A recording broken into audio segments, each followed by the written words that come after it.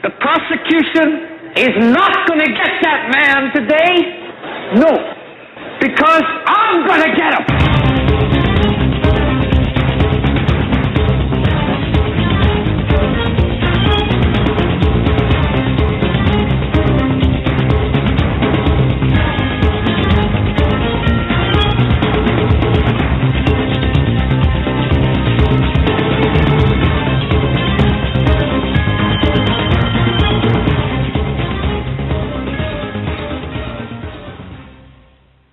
This is the HAGMANN and HAGMANN report for today, Thursday, October 10th, 2012. That's 10/11/12. In case you folks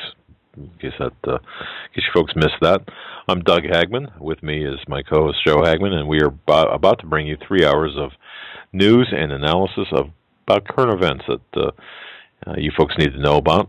Our home base, of course, is HomelandSecurityUS.com. That's HomelandSecurityUS.com.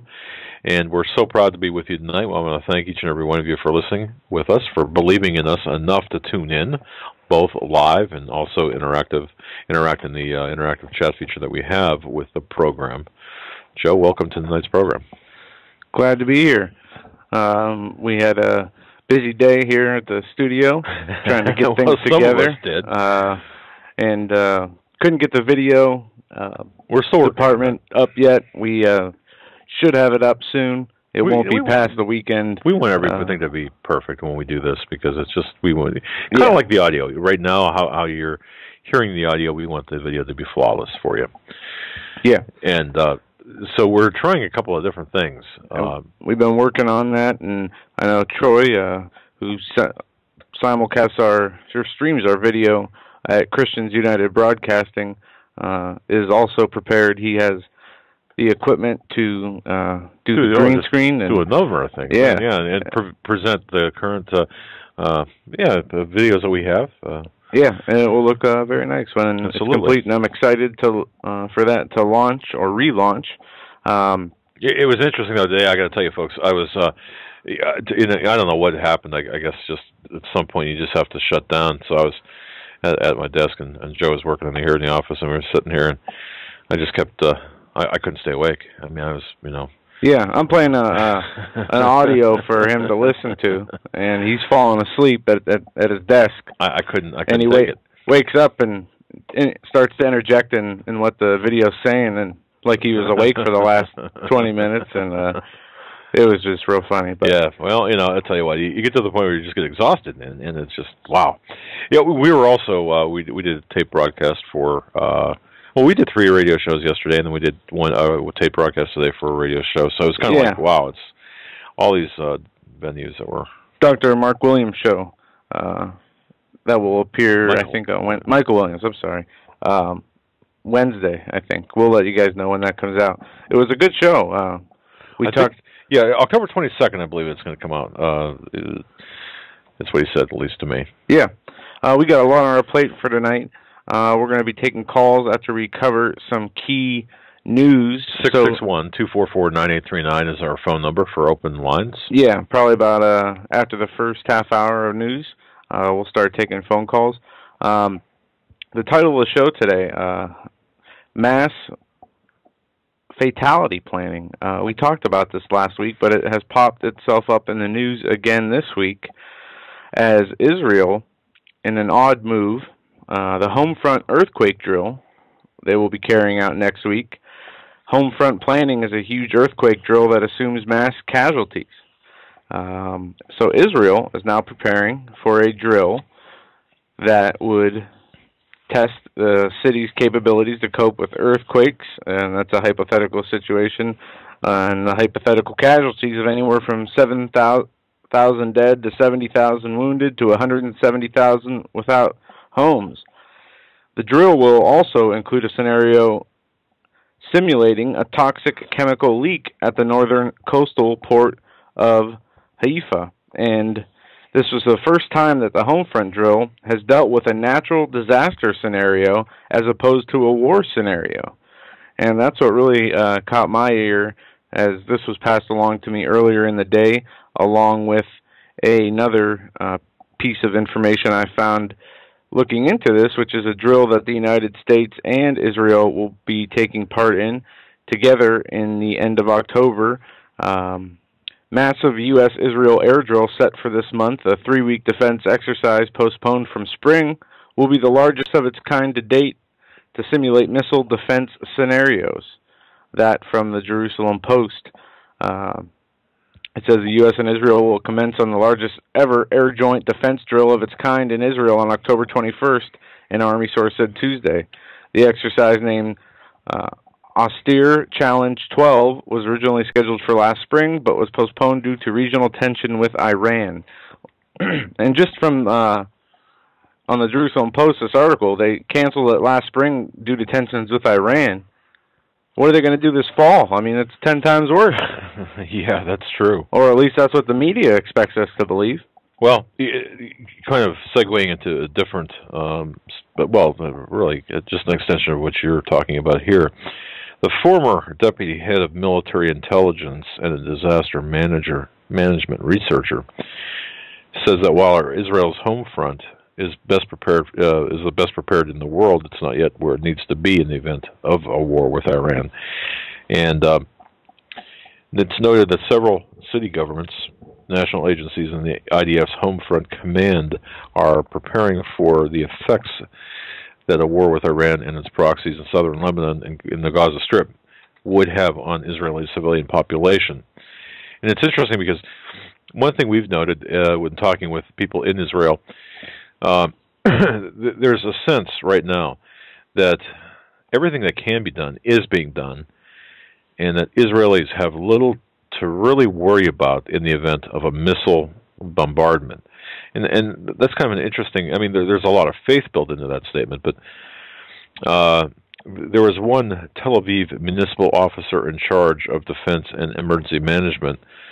He said a city in Tel Aviv had set up emergency command centers and contracted, I should say, with building and construction companies to use their heavy digging and earth-moving equipment for rescue efforts should the city face any type of disaster.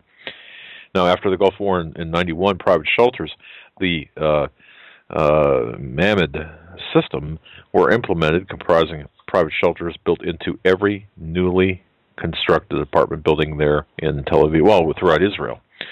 So, in the buildings before the Gulf War, there was a shelter on every floor, and now there is also one under each building. So, there are more than 350 public shelters, and they even have one big shelter that can hold up to 2,000 people. That's in Tel Aviv.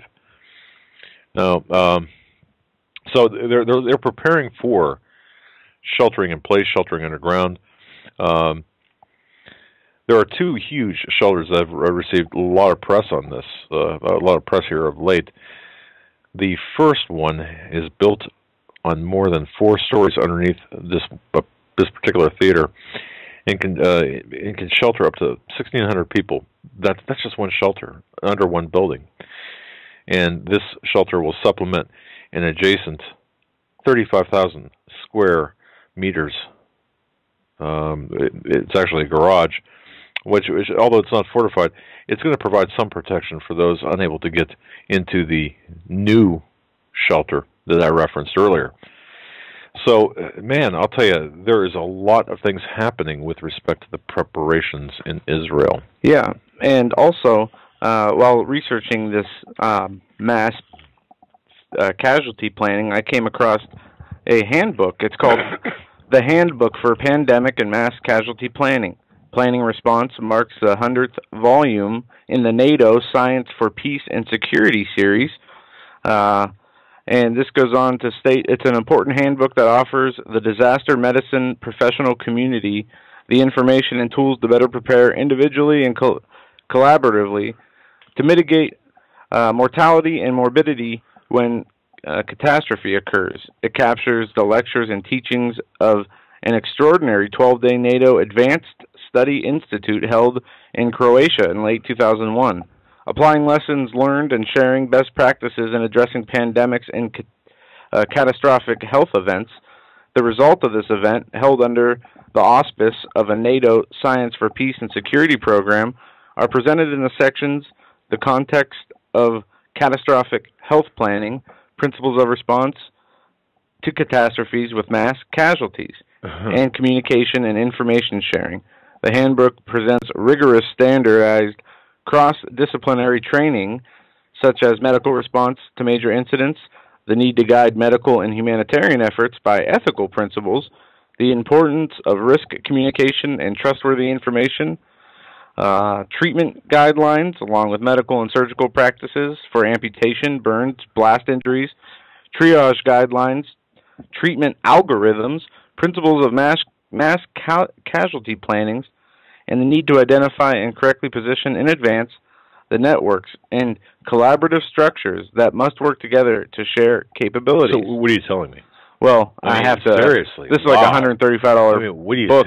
What are you telling me that? But NATO held a conference, and apparently under false pretense, which was they said they held under the auspice of the NATO Science for Peace and Security program, but what they did was have a 12-day advanced study on applying lessons learned and best practices in addressing pandemics and catastrophic health events. Well, what better way to plan things out by hiding in plain sight while doing it? Right. And, you know, this is just opened my eyes to see that, you know, we are not alone, I guess, when it comes to our governments and people who are not our governments, such as the UN and NATO, even though they might appear to be now, as our current leaders seek them for approval, instead of the law of the United States. But it's very concerning, and I have a feeling much more information will come out on this. But why? Why are we getting inundated with this kind of information? Well, why are we getting inundated with the war? Because something is coming. I mean, look, we know everywhere you look, the masses, the people, were struggling. Unless you got your head in the sand, you can see it as well. But because look at that, that's meant for something. Yeah, we've got an increase in natural disasters. We've got this escalation, regardless of what maybe you might be experiencing on a local level, nationally. There's an increase in crime. There's an increase in lawlessness, home invasions. I can't remember the last time I did not hear about a home invasion on the local news. There was a shooting right down a block away from my house the other day. Yesterday in the morning. It's because where you live. But no, I'm just. But yeah, look, we've got 100 million Americans who are dependent on the government just to survive. And the millions of Europeans they're rioting in the streets because of, and this is coming here. This worldwide economic turmoil is headed here, and you've got that mass casualty. I mean, that's the real topic. That's the thrust of today's program. But you know, and I go back to the predictive programming of this post-apocalyptic type society, and see, my goodness, what are they preparing us for? But many people, and everyone I've talked to. Has got this overwhelming feeling that there's something going on they just can't shake. There's I call it a collective consciousness, if you will. But what's on the horizon that we certainly can point to is we're looking at the destruction of the currencies. And if you know, some people say, well, you know, it's got to fix, it's got to drop. I mean, the currency's there's got to be a reset, and you better, I mean, people have to look at the reality of the situation because to understand who's behind this.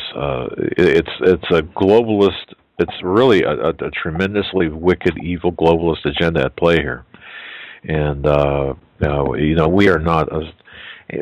Look, no American is really truly free, nor do we live in a sovereign country if we've got a group of cabal of these private bankers who can dictate the financial policy of each and every one of us, whether it's our country or our family budgets. And that's what's taking place. We're not in control of anything.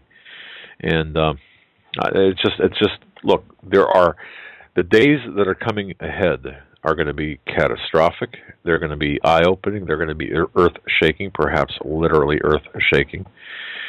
And I think a lot of people are just missing that picture. Yeah. Missing the larger picture. But also, I want to add this, that these talks of war, mass fatality planning, you know, the things we're seeing in the Middle East, could this be a distraction to one of two things? A false flag attack? Could it be not a distraction, but a build-up to the false flag, or a distraction to a real problem like the economy?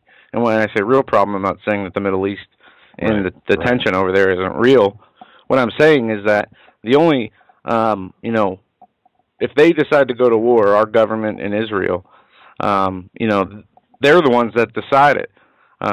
I don't know if they decide when the economy collapses. They probably will know ahead of time. That's an interesting point you bring up. Go ahead and finish that thought. No, it's just that while we're all looking at the Middle East and we're all looking for some kind of October surprise with a attack on Iran, a false flag attack on us or Israel, or however it happens, maybe we're missing something here in the economy. So many of the economists have been ringing the bell. There was at least, after the announcements of QE3, there were, I don't know, how many economists came out and talked about the fiscal cliff started being a talking point. We are reaching a fiscal cliff, and if we don't do something, we're going to fall off that cliff. Well, that cliff is hyperinflation and the death of the dollar, and nobody's dealing with this. What you bring up a good point, because this is something when I was talking to, again, I'll call him the professor because he just sounds like one. And I said, what's the grand plan here? And of course, the answer to that was these globalists buying the future. But we were talking about the timing of things, and he said, look, and this is a guy who's lived in that arena. He's lived in that. He's lived in that world, the world that certainly I have never lived in, nor can I even imagine living in. But he said, these people do plan certain things. They use, how did he put it? It made sense to me when I heard it, but to re-articulate it is kind of challenging. There are certain checkpoints in time, and some are based on lunar things in space, okay? Now, regardless of what you think, meaning me or Joe or you listeners, it's what they think is what's important. So there are certain checkpoints in time.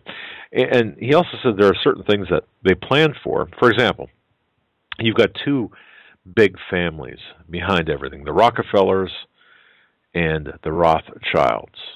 And those are the ones that we know about. Well, yes, but I understand what you're saying. You've got two, but with that comes two different philosophies. The Rothschilds, for example, are interested in the acquisition and takeover of land and people, but land in particular. Whereas the Rockefellers their interests lie in education and other things, labor and so.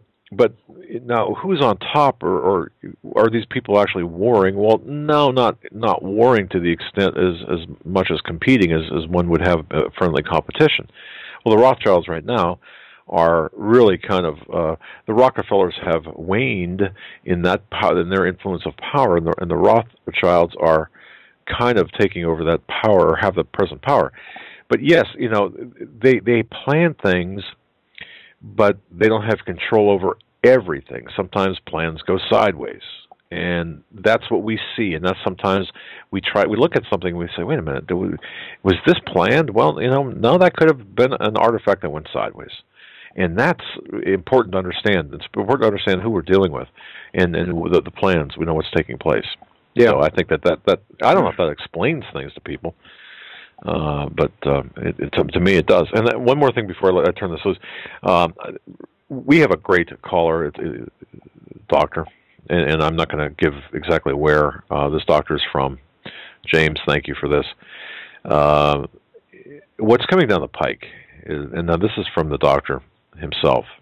He saw some new rules that Medicare is writing. Doctors' payments are going to be tied to their outcomes. Now, think carefully about that when you are thinking about this new Obamacare Affordable Health Care Act, which both parties are behind. Now, you might be getting into this. What kind of outcomes are we talking about? Because we have a couple problems with the Obamacare, one being the ethic panels that decide who gets medicine and who doesn't. This is outcomes based on how they? Is this like the more money you save by denying people treatment or finding ways around the cheapest way possible? Yeah, I get what you're going. Yeah, well, it's my like a reverse quota. Well, in looking at this from prior dates, now this is just kind of confirms something that I was looking at. These rules with Medicare, there are multiple outcomes or desired outcomes, and maybe that's the word that is lacking here. The desired outcomes, desired as defined by the federal government. One example, by the way, what percentage of patients have had their immunizations? So, it's like, okay, fine. A review panel is deciding whether to approve a heart surgery or a catheterization for a patient. Well, individually, they're going to be looking at whether that patient has had immunizations. And then they're going to be looking at the doctor to see what percentage of his patients or her patients have had their immunizations. So, the definition of success or the definition of outcome-based doctoring, well, this is all part of it. So and I want to thank James for sending that to me. Wow, it's not about really healthcare anymore. It's about control. The healthcare is about control, and it's about centralization. Just as the Federal Reserve or the federal income tax created a centralized database now. Now this Affordable Health Care Act is going to be centralizing information about people as well. So you've got the financial and you get the physical. What's left? It's there. It's all done. I mean, yeah, it's staggering to think about. Today, a gunman in Libya, a masked gunman, shot dead another U.S. official, a security chief, on his way to work with the U.S. Embassy in Sana'a on Thursday in an attack. Yemeni security source said, I always screw that city name up. Appeared to be the work of Al-Qaeda. The incident was the latest of a wave of attacks on officials in the impoverished Arab state, which is battling Islamist militants with Washington's help. The attacks... it's weird. I just had deja vu when I read that. And I know. It's unbelievable. The incident was the latest of a wave of attacks on officials in the Arab state, which is battling Islamist militants with Washington's help. But they're battling Islamist militants with Islamist religious radical militants. Yeah, it's their guy. It's the normal. Guy. It would be like any group they call terroristic here in the United States. We'll say any domestic. We'll say the sovereign citizen movement versus they like to use that a lot, or Tea Party. Yeah, well, we'll say and that's what they would say. I can just see how messed up this is. We can see how messed up this is. Our audience knows. It just goes back and forth. Wow. We pass laws that basically take away our constitutional rights if we look at a suspected Al-Qaeda member. Yet these people can eat dinner at the Pentagon and come to the White House and get billions and billions of our tax dollars and have countries, et cetera, et cetera. It's just sickening to see. It's a sad, evil, twisted, convoluted method of. Yeah, people are losing their lives, and there are a lot of Christians being persecuted for what is happening as a result of these overthrows. I'm glad you brought that up because we were going to get into some Christian persecution here tonight. Oh, yeah, we are. Because this is all part and parcel to this. Yes, we are. Persecution and deception. And we're going to talk. I want to thank one of our listeners for sending information about the sinkhole in Louisiana. There's kind of some interesting tie-ins in response to last night's program that she pointed out, that the little listener pointed out, and we'll get into that later. Tonight is the vice presidential debate, and I could care less, just like I could care less about the regular presidential debate. Only I think this one will be a little bit more entertaining with Joe Biden there. Who knows what this guy is going to say? At this he point, is a raving lunatic. Well, in my opinion, and I don't mean that to say degrade him, but that's how he comes off. Dr. Biden. He's Obama's best insurance policy. Really, that's true. But wait. Speaking of the Obamas, and this is kind of a little light news, if you want to call it that. A little bit of news that might infuriate everyone. You know, the royal family, the British taxpayers spent nearly $60 million. Now think about this on the royal family in 2011. So, if you're a Londoner or somebody living in the UK and you're listening to this program, last year you spent your population spent nearly $60 million on the royal family. Well, guess what? Here in the United States, our prince or king, Obama, taxpayers spent $1.4 billion in 2011. And now think about that. We, as Americans, are suffering through one of the worst economic downturns in our history. And Obama and the Obamas collectively are living the high life at our expense. We spent an astounding $1.4 billion on the Obamas. Well, in the UK, as I said, $60 million on the entire royal family. Seriously, where did this $1.4 billion go? Well, the money paid the salaries of the staff members, it paid for their transportation and housing costs, it paid for entertainment, vacations. $102,000 was even spent on a dog handler. But, my dog handler didn't show up today, or yesterday, or the day before, or the week before that. So, wow. Okay. So anyway, that's just something it's light news, but think about that, because especially during this time, Obama has 470 staff members working under him, and 226 of them make more than $100,000 a year. What a cushy job that must be. And the Obamas have the biggest staff in history at the highest wages ever. Of course. Some important news here. Thanks, Larry, for sending this. And this is, I just saw this and kind of surprised by it. Evidence grows that Hanford tank has inner wall leak. Listen to this. Preliminary tests show the oldest of the double-shelled underground tanks used to hold hundreds of thousands of gallons of radioactive waste at Hanford may have leaked material from its inner wall. Material was discovered in August in the space between the double walls, known as the annulus. At the time, the Department of Energy officials said it could be material left over from construction or some other source, like a pipe. On Thursday, the Department of Energy announced that the material was in the annulus is largely consistent with what's inside the tank.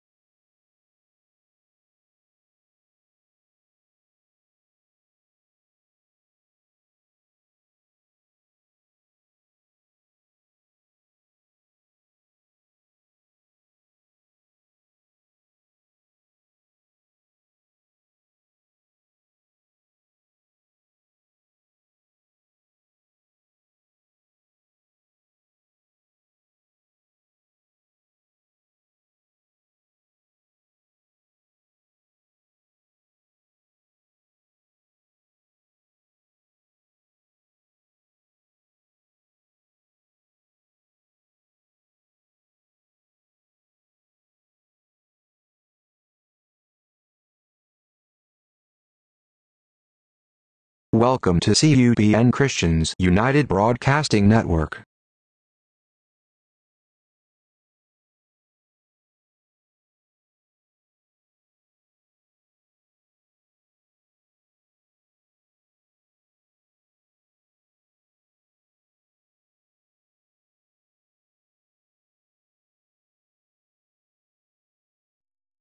Maybe, when do you want to do a show? I said, Steve, man, anytime you want to do a show, it's up to you. He said, all right, let's do it Sunday. 3 hours. Okay. And I said, yeah, Steve, man, this is fine. He said, is everything okay?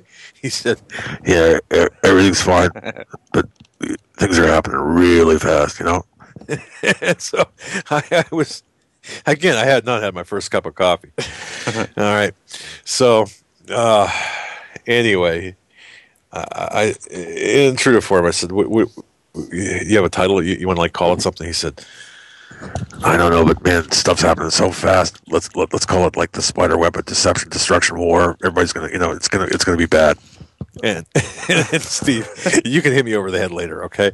Seriously, you can hit me over the head later. I love you, man. That's funny. And we did share some stories at that hour too about different things happening. But seriously, it's going to be a great show on Sunday. So if you could, on our website, homelandsecurityus.com, we've got the promo for the show. If you can spread it around on Facebook with your friends and family, it's going to be seriously, it's going to be a very important show. It really would be. Yeah. Switching gears here, as no surprise to anybody, why the jobless numbers may not be as good as the market thinks. And for the second time in a week, a government unemployment report is sowing confusion and may not be as positive as the market thinks. Friday was the first August payroll report, which showed an unexpectedly large drop in the unemployment rate and spurred confusion and conspiracy theories. Now, a sharp drop in the price of jobless claims has also left people scratching their heads.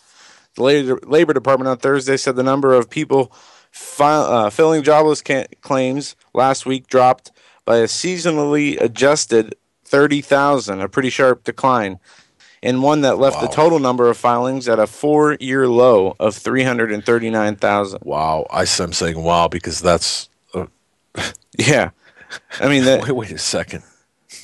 Yes. 4-year low? Yep, a 4-year low. Yeah, it's one of those days. Sorry. Oh my gosh. And they use the word conspiracy. This is a CNBC report. They say it's the Labor Department Thursday is released a number, and it's spurred confusion and conspiracy theories, but left them scratching their heads because they can't calculate the numbers and understand that this is a complete. These numbers are pulled out of thin air. Whatever is to make the president look good. I'm insulted that you would even take this the wrong way because we're the Bureau of Labor Statistics. We are above reproach. Yeah. Okay. Yeah, that's what the last article said when we read that interview. And the guy said, I am insulted that you would say something like that. We are. I think it was we are a prominent government agency. Right. No. Wow. But this just continues to add to the confusion, to the deception, to the chaos that is being brought upon us. A news flurry, a news propaganda, really. And part of in the show, I mentioned propaganda, how we were going to get into propaganda and the harms this has on human beings. And when I say propaganda, I'm not just talking propaganda from the government. I'm talking about propaganda from Satan, the deceptions that are playing out right in front of our eyes. I mean, we can see it with the way our society acts and behaves. We have a society that is described in the Bible in 2 Timothy chapter 3, I think, where it talks about men will be lovers of self, Sometimes, actually, but, Yeah. but I won't get into that. But let me interrupt you just 1 second. I will get back to the sinkhole and the other part because this is extremely important. There's more to this. Agenda 21 plays into this as well. I just wanted to bring this up. I should have ended with that. That we're going to revisit this later in the program. But go ahead. No, we talked about this a long time ago. I mentioned a book that I have read by Frederick and Zbigniew Brzezinski called Totalitarian Dictatorship and Autocracy. Yeah, I was looking for that book this morning. Thank you very much, and you took it. Yeah, which is your book, which you're allowed to. But it's a fabulous insight into their mindset. What's going on today? Chapter 11 is titled "Propaganda and the Monopoly of Mass Communications." He calls it the physicildom. That is a peculiar atmosphere of a totalitarian dictatorship that is created by two closely related phenomena, propaganda and terror. And he goes on to say its chief characteristic is the deliberate effort to intimidate. Government terror seeks to frighten those under its sway into conformity and obedience. It therefore may create a measure of consensus and willing cooperation. This is an important point. Look at what we went through with 9/11 and the Department of Homeland Security, what we continue to see. Even though there is no real terror threats besides what the FBI and government creates. Well, no, except I disagree for with a that. few, a very few. Thank you. There is the agenda compared to the ones that have been caught. Especially all the patsies by the FBI. That's true. I'll agree there. Yep. All the fake attacks that have been put up, there's been a few real ones that are nothing on the scale of what the FBI puts in motion and then says they, stop the people from being dangerously hurt. But the willing, it creates an effort, or it creates, one of its characteristics is to create an atmosphere of conformity and obedience, and it seeks to terror and frighten those into this conformity. And it continues to go and say, this is describing what we're seeing right now. A persuasive atmosphere of anxiety and a general sense of insecurity are the subjective points of such terror. Now, think about this. If we are secure in our faith with the Lord, if we trust in Him, we have no fear of our enemies. We have no fear of death. We have an awareness, but no fear. We cannot be persuaded by government terror, by a sword to our neck, gun to our head, to do anything that would lead us to act out of our emotions when if we are truly centered in our relationship with the Lord, this would not bother us. And well, maybe that's a understatement. It wouldn't bother us. Certainly wouldn't bother us. It wouldn't trouble us to the extent that we're paralyzed by any fear. We need to stand bold in the authority of the Lord, no matter what the government is saying. Okay, if there is a clear and present danger, that we can see, still no reason to be afraid, because with that faith in the Lord, and I like the assertion of standing bold or being bold, and we should boldly question the mainline talking points of the mainstream media, the corporate media. We should boldly question what's coming out of our Congress, what's coming out of the executive branch. We should boldly question everything.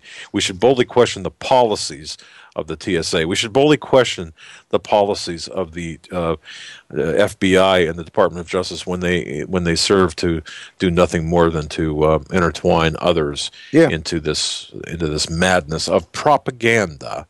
And they're spreading propaganda. And why should we stand bold? And Brzezinski gives us the answer here. He says, because the terror reinforces the monopoly of mass communication. And indeed, a good part of all communication, totalitarian propaganda, can be understood only within this context. And conversely, the terror assumes its all pervading quality because it is spread about through the continuous repetition of official propaganda talking lines. Well, and it goes on to state that the monopoly of mass communication is generally agreed to be one of the most striking characteristics of a totalitarian dictatorship. It is also one of the features which cleverly differentiates it from earlier forms of autocratic rule, as we have noted in this book. And yes, they are right. Never before has the public had the ability to hear words from Washington in their ear, 2-second delay from live. Messages can be spread across the globe in an instant. We have this knowledge is increased, just like it says in the Bible. And as this knowledge is increased, this propaganda will increase. As these platforms of information continue to come out, new websites, new news channels, networks, so will the probability that the propaganda will increase. So this is part of what we're seeing with the war talk and the things like that, where we're being set up. We're being set up for slaughter. We are, and that's what. In all seriousness, and I didn't mean, Steve. I love you, my friend, my brother. I do. I did not mean to make fun of him, because I really not. I was making more fun of me than him. But this is what we're going to touch on Sunday. The fact that we are like sheeple, like sheep being led to slaughter, and people really have to understand what's going on, and people have to understand that everything that we're witnessing and being told, there's an agenda behind it. Yeah. And what is the agenda? The agenda is that it's the power is maintained, power maintenance, and this is what they want. And through this power maintenance, as long as their people are in power, they have the whatever it is, blackmail. They have the politician in their pocket. They control the power. Was it Nathaniel Rothschild said, "I care not laws which a country has. Give me the ability to coin or print and coin money." And you exactly. It's really all about the Benjamins. But folks, imagine waking up, and I hope everyone has. I do suspect that everyone has. To me, it's been a process, and I've heard from people who say, "Boy, you know what? I've listened to you. You've come a long way, stupid." And I always expect that stupid at the end, because I'm thinking, I really was, or at least not open to the real agenda here. You've come a long way, but I hear from people saying, now you can see. It's amazing when you get to the point when you can see the really big picture. You can not only see the entire elephant behind the curtain. This is, of course, a reference to my metaphor yesterday. But the curtain, the stage, and the theater, and the people inside and on both sides of the curtain. At that point, you begin to understand now, this is so much more. What's going on today, what you don't see, is so much more than what you do see. Even to the point where the people, the newscasters, have no clue. When I say that, because there's you remember, well, you don't remember, Joe, but Walter Cronkite, way back when, he was America's newscaster. Everyone trusted what he would say, but he didn't know. I mean, he might have known part of it. But the aspect, and I'll get into that too, the aspect of compartmentalization is highly engaged. But when it all is said and done, at the end of the day, there might be only maybe a total of 300 people in the entire planet that have this knowledge and power of what's really taking place across the world globally. They're the string pullers. They're the people with the knowledge of the agenda, what's at play, the different types of energy, for example, the different types of... It can go all across the spectrum. And you might think, hey, this guy, Doug, has finally lost it. He's really gone off the deep end. No, not really. I haven't, because when you hear this from people in the know, saying that there's a whole nother completely unrecognizable world that you're not, that's going on, and you're not a part of it, then even to the point where if I told you what I know, and I only know half of it, somebody talking to me now, if I told you what I know and I only know a part of it, it would send you would call me crazy. You would think I've taken leave of my senses. What does that mean? I mean, so this affects every aspect of our society. The things like the debate tonight, the debates, presidential debates, all of this is just all, I don't know, carnival barkers. They're all carnival barkers at the circus that's being put on for us, while the real events are taking place outside of the circus grounds. Think about that, folks. Ladies and gentlemen, we're going to be back with at the top of the hour, already at the top of the hour. Now we're going to be back taking your calls. 661-244-9839 is the number. Give us a call now and get lined up to be on air on the other side. Your calls and more news as we end this first hour on this Thursday, October 2000. Be back to these short messages. Stay with us.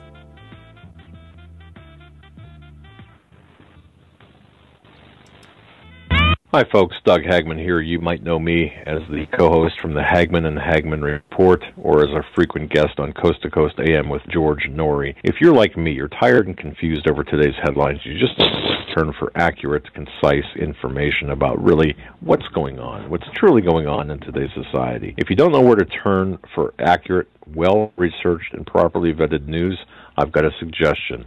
In fact, it's a requirement. Bookmark Canada Free Press. That's CanadaFree.com on the internet. It's just not for Canada. It's for news across the world. Judy McLeod, founding editor, has put together a vast array of talented writers like Kelly O'Connell, Daniel Greenfield, Dr. Eilida Johnson-Powell, a lot of guest columnists, very talented writers. Folks, that's Canada Free Press at CanadaFreePress.com. Now mobile friendly. Follow on Facebook, because without America, there is no free world.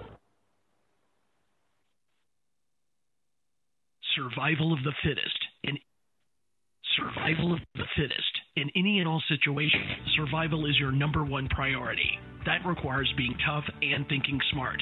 And the folks at Freeze Dry Guy are going to help you do just that. They have the long-range patrol ration entrees, what they call the break pack. When you're in survival mode, it's absolutely the best item for your survival pack or a bag. You can go farther, faster, and carry more food with the LRP cold weather ration entrees.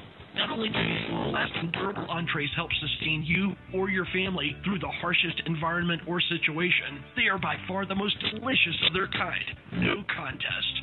With a variety of tasty entrees, you can't beat the LRP brick packs.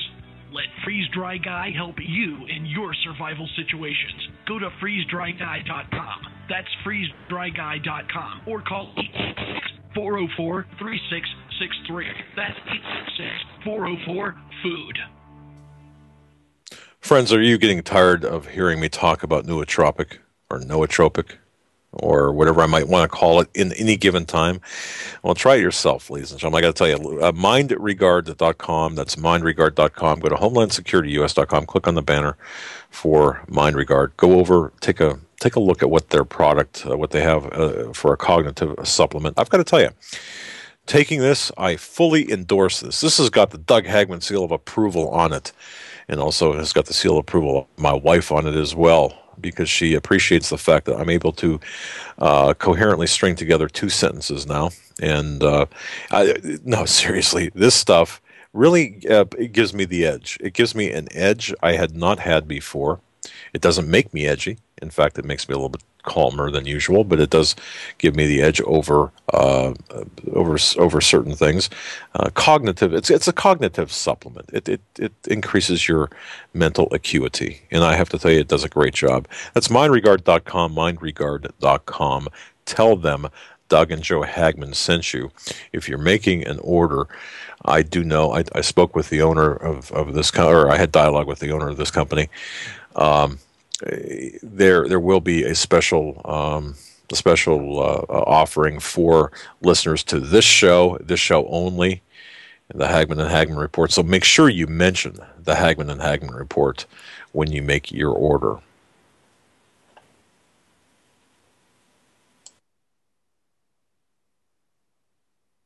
If you're stumped, you don't know what kind of gift to give to a friend or a loved one, I'm telling you, you must go to 4physics.com. That's the numeral 4, PHYSICS.com.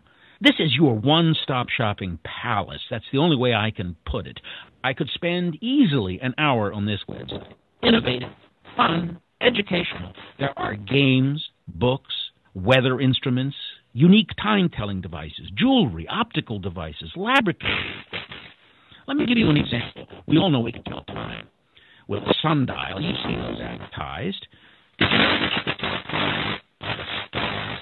At 4physics.com, you can buy a horologium nocturnum. This was a navigational device used in the 15th century by navigators at night to tell time by the stars. It's beautifully crafted in the shape of a pendant made of bronze and pewter or gold and silver. Absolutely stunning gift. I would be proud to give it to anyone. You must go to 4physics.com. Even if you're not stumped, that's 4physics. That's the numeral 4, PHYSICS.com. It's your one-stop shopping palace. Any problems that you have, I don't know what to get Grandpa, I don't know what to get my loved one, that's unique, you will find it at 4physics.com. Please take my word for it. Go to the website, but give yourself a lot of time because you're not going to want to leave. 4physics.com.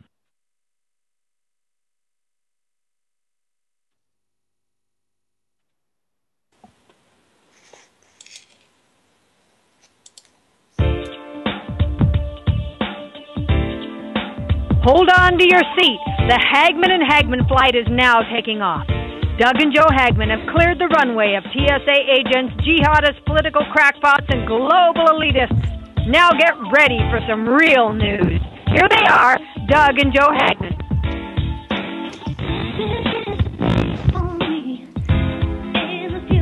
And welcome back, ladies and gentlemen, to hour number 2 of the Hagmann and Hagmann Report this Thursday, October 11th, 2012. So much going on in the news, so much going on with the economy, with these drills in Israel, the earthquake drill that they are going to carry out, the largest of its kind, and this U.S.-Israeli joint drill, the largest of its kind, the defense drill, October 21st.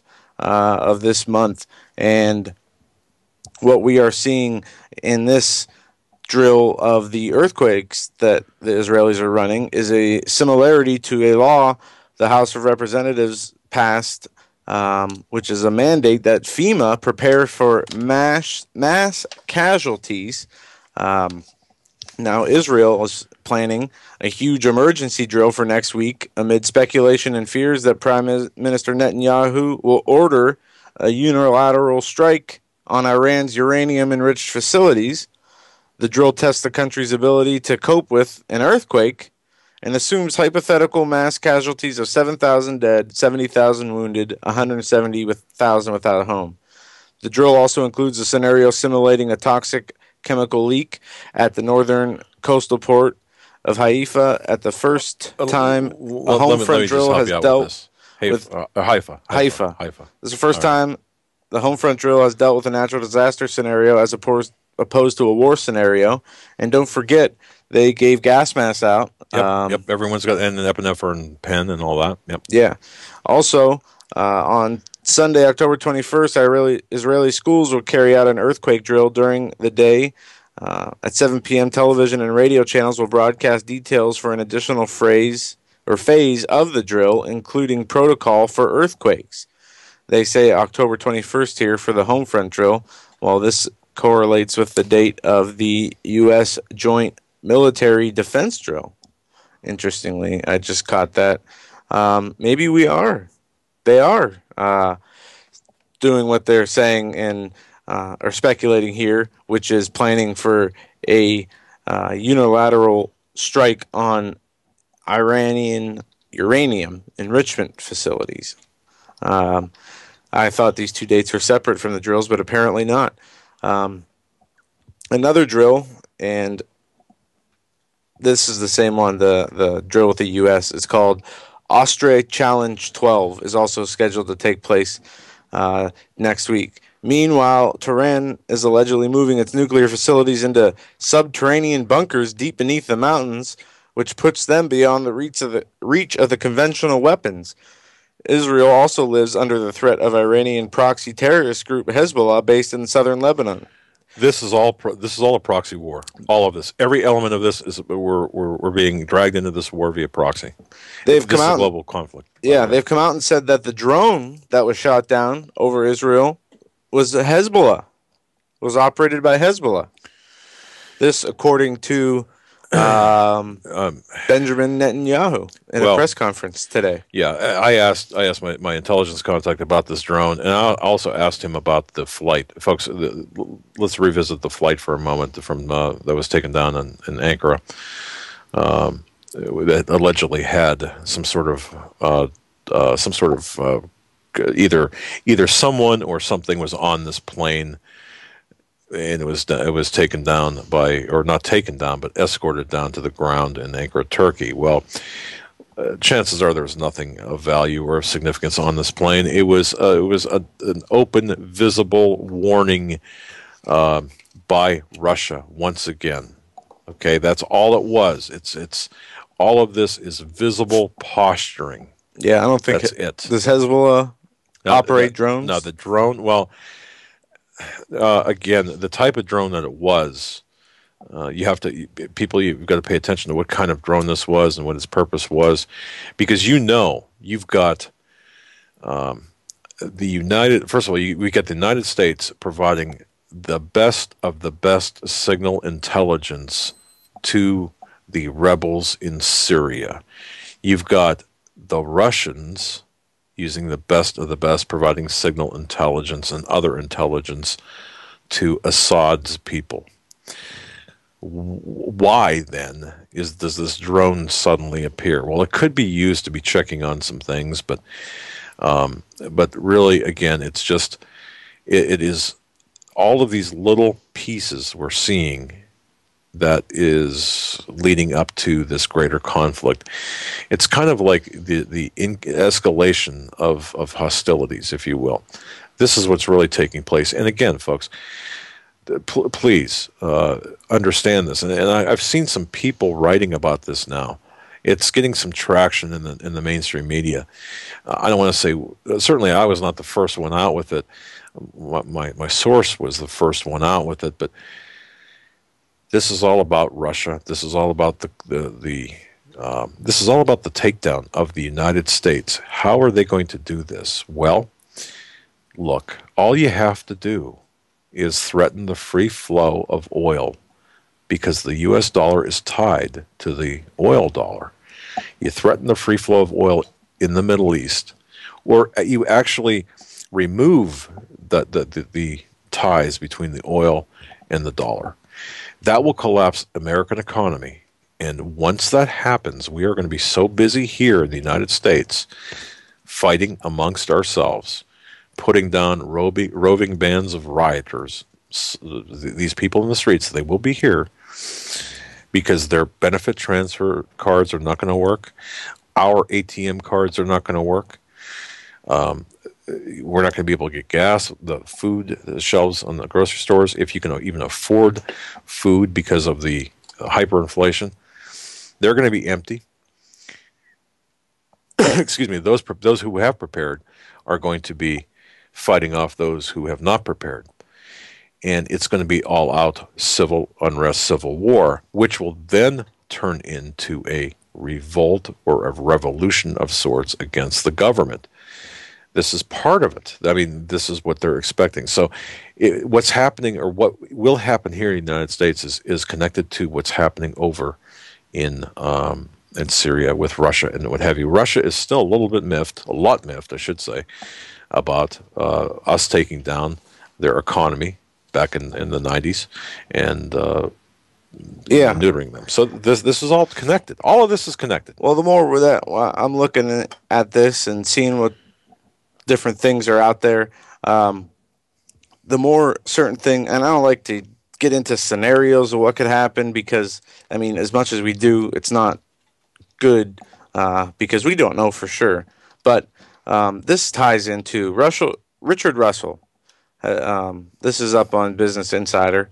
Here's how China plans to take over the world. And he talks about how China plans to take over the world with the Chinese yuan. Right. Right. Which is ultimately, or he said, this Richard Russell said, I believe the yuan will ultimately be partially backed by gold. This will be part of China's plan to take over leadership of the world.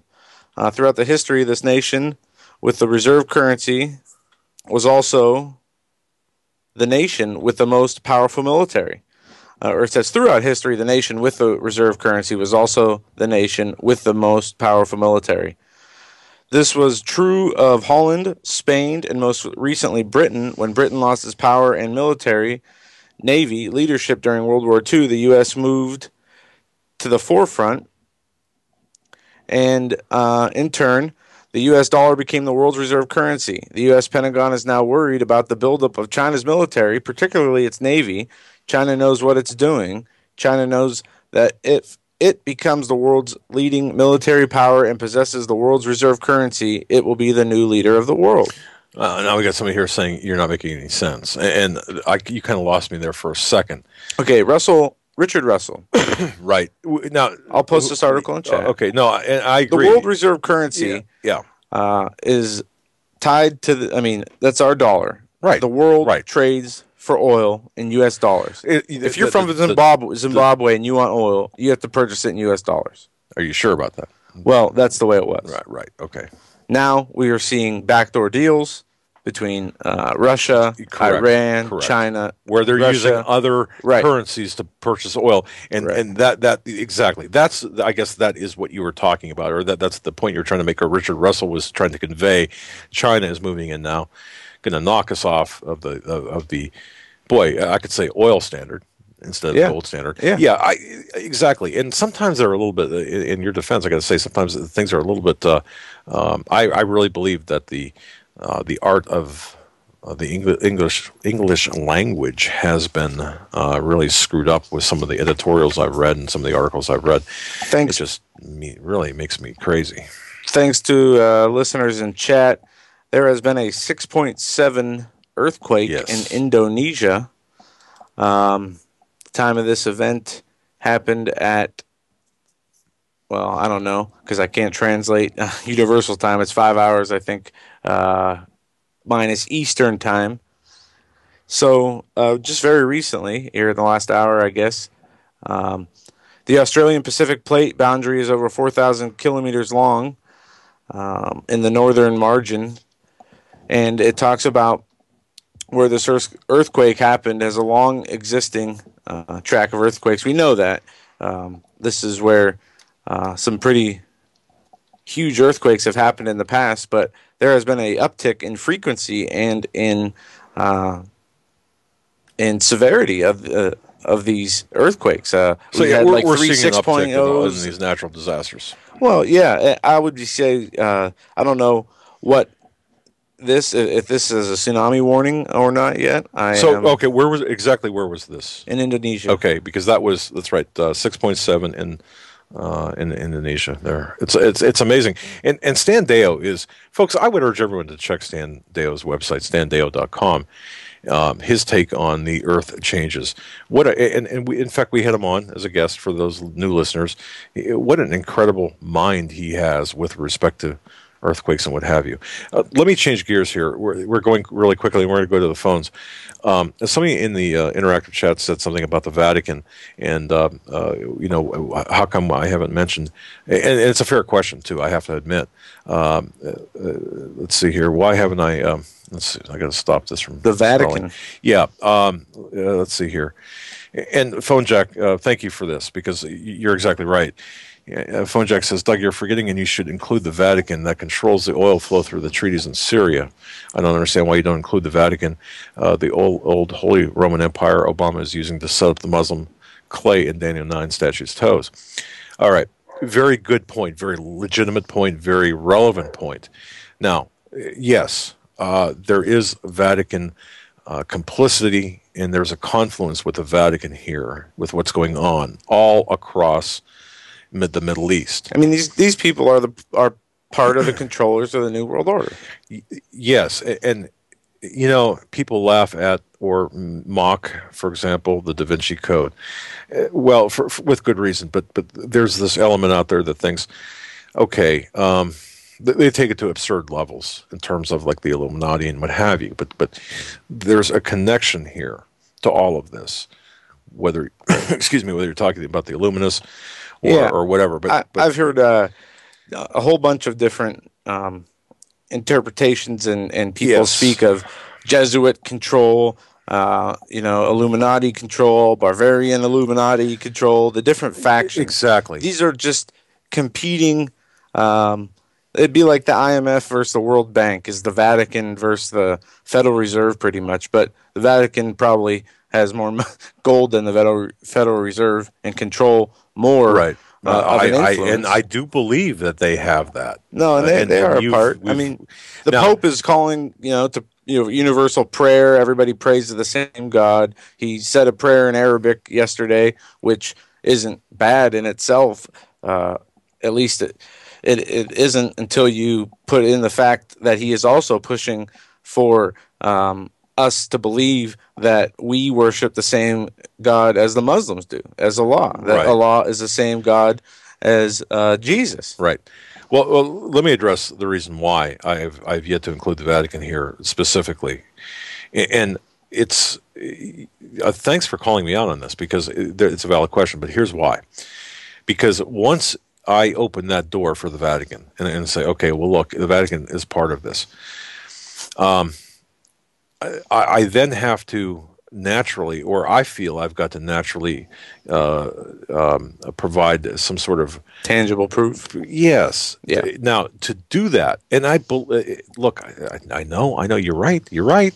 However, I'm having, and we are having, and the people who are trying to stop these events, or at least slow them down, or throw the monkey wrench into the events, are having a hard enough time getting traction over this stuff without opening the floodgates of information. Because all of a sudden now, if I said, well, this is actually part of a plan that's over thousands of years old, and or hundreds of years old at least, and global control, and people who want to and believe they can live forever, and bloodlines, and this and that, people would say, oh, okay, well, that's enough of that, and turn the channel, or stop reading. So there has to, and I'm not saying that this is a good reason for it, but in order to get as much widespread play as possible, you go to a certain point and then you stop. And once people accept that, and that's not withholding, withholding information. It's just that once there's that level of acceptance, it's kind of like a soak factor, if you will. Once there's that acceptance of the information, then okay, fine. Then we can introduce more information. And more information and more information. So the initial is not lost. And also, we need to be focused, not necessarily so much on, as though it is important, who these powers are. This is all part of a bigger plan. This is all part of God's plan. Right. And the things that are going to happen, have happened, and are happening now are sealed up. So it is already known. But one thing that I've found is the more you branch out the blame, in which it's not a justification, but the people in Bilderberg meetings and have Vatican officials as part of those meetings, you have their representatives from the power structures of all over the world. And yes, we need to be more focused in what the Lord says we need to do in these times, more so than what the media is putting out, and focusing on, But see, part of that, but that's still part. That's still part. I mean, the Vatican still can be part of that, for example. Well, that's not the issue here. When it comes to what we're dealing with now, this mass inundation, attacks from all sides, everything we eat, drink, breathe, the people in government, the people behind the government, the bankers, now the corporations involved with the government, the media, all attacking us. Everything we are being attacked from every conceivable angle. Yes, we are. So where do we turn? Do we turn to all these people who are attacking us? All these things are we turn to the Lord. We turn to Sean Hannity, Rachel Maddow, you're right. We turn to the Lord. That's exactly right. And we seek the wisdom and guidance and counsel from the book that you're holding right there, and that's where the truth lies. That's absolutely kind of a weird way to say that. Folks, let's go to the phones. I apologize for keeping everyone on hold. Let's go to the phones right now. We're going to area code 509, area code 509. You're on with Doug and Joe Hagmann.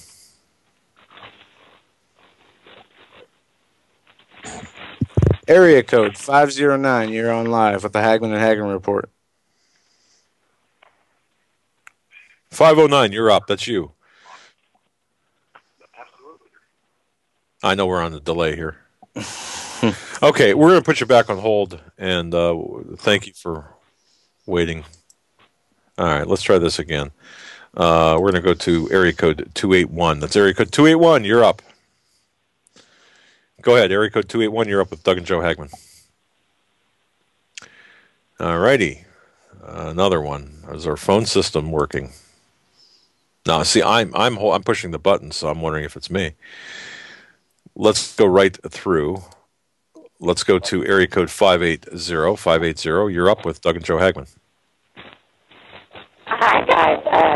I don't want to keep you. I just want to call in real fast that the guy in chat a while ago that said Joe wasn't making any sense, he was talking about Joe Biden. Oh. Well, I was kind of lost by Joe Hagmann here. Seriously. Joe Biden is on TV right now, so that's who he was talking about. Ah, okay. Can you give us an update on the debate? I'm not watching it, but this guy evidently was, and that's who he was referring to. well, thank you. But I just want to say you guys have nailed it again tonight. I mean, as long as we keep our focus where it needs to be, we can know all the news there is to know, but the bottom line is, the Bible says, darkness covers this world. Yes. And don't forget that. And gross darkness the people. And so nothing surprises us, nothing throws us, because we've already been told. And these are just the little details that we see God working it out. Interesting. But I do appreciate you bringing us the news and the perspective that you have. Anyway, I wasn't going to keep you. I just wanted Joe to not think he was the one being referred to there. well, thank you for setting me straight, because that was my interpretation. All right. Good night. Thanks for your call. Have a good night. But still, I wasn't following you on that one story, because it seemed like it was. But that's okay. I'm glad. I'm glad that we got that cleared up.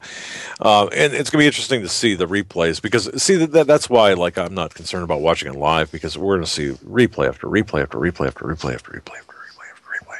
Yeah. I did want to get back, folks. I did want to get back to this. This was sent to me again. This is about the. And let me go back a little bit. Agenda 21. Remember Pat, the caller last evening, Gulf of Mexico chemical burn. That Pat. Possibly the entire Mississippi alluvial aquifer affected by the sinkhole. There are sinkhole updates here, and what this. And again, I don't have the permission from the person who's sending me this document or this information to give her name. So if you want to go ahead and identify yourself in the chat room, but she provided a summary about the sinkhole, referencing the caller Pat from last night's show. There could be some missing details, or perhaps something is not right. But Pat's story was confirmation of what this listener had believed for over 2 years in the research. This is a product of research and everything. But there's a lot of information that I was provided with, and it's going to take a while to really get through everything. So I'm just going to give you some highlights here right now. This agenda, however, and this is what the listener had said, this agenda needs to be exposed for what it is as soon as possible. The people of Louisiana don't deserve this, and that's true.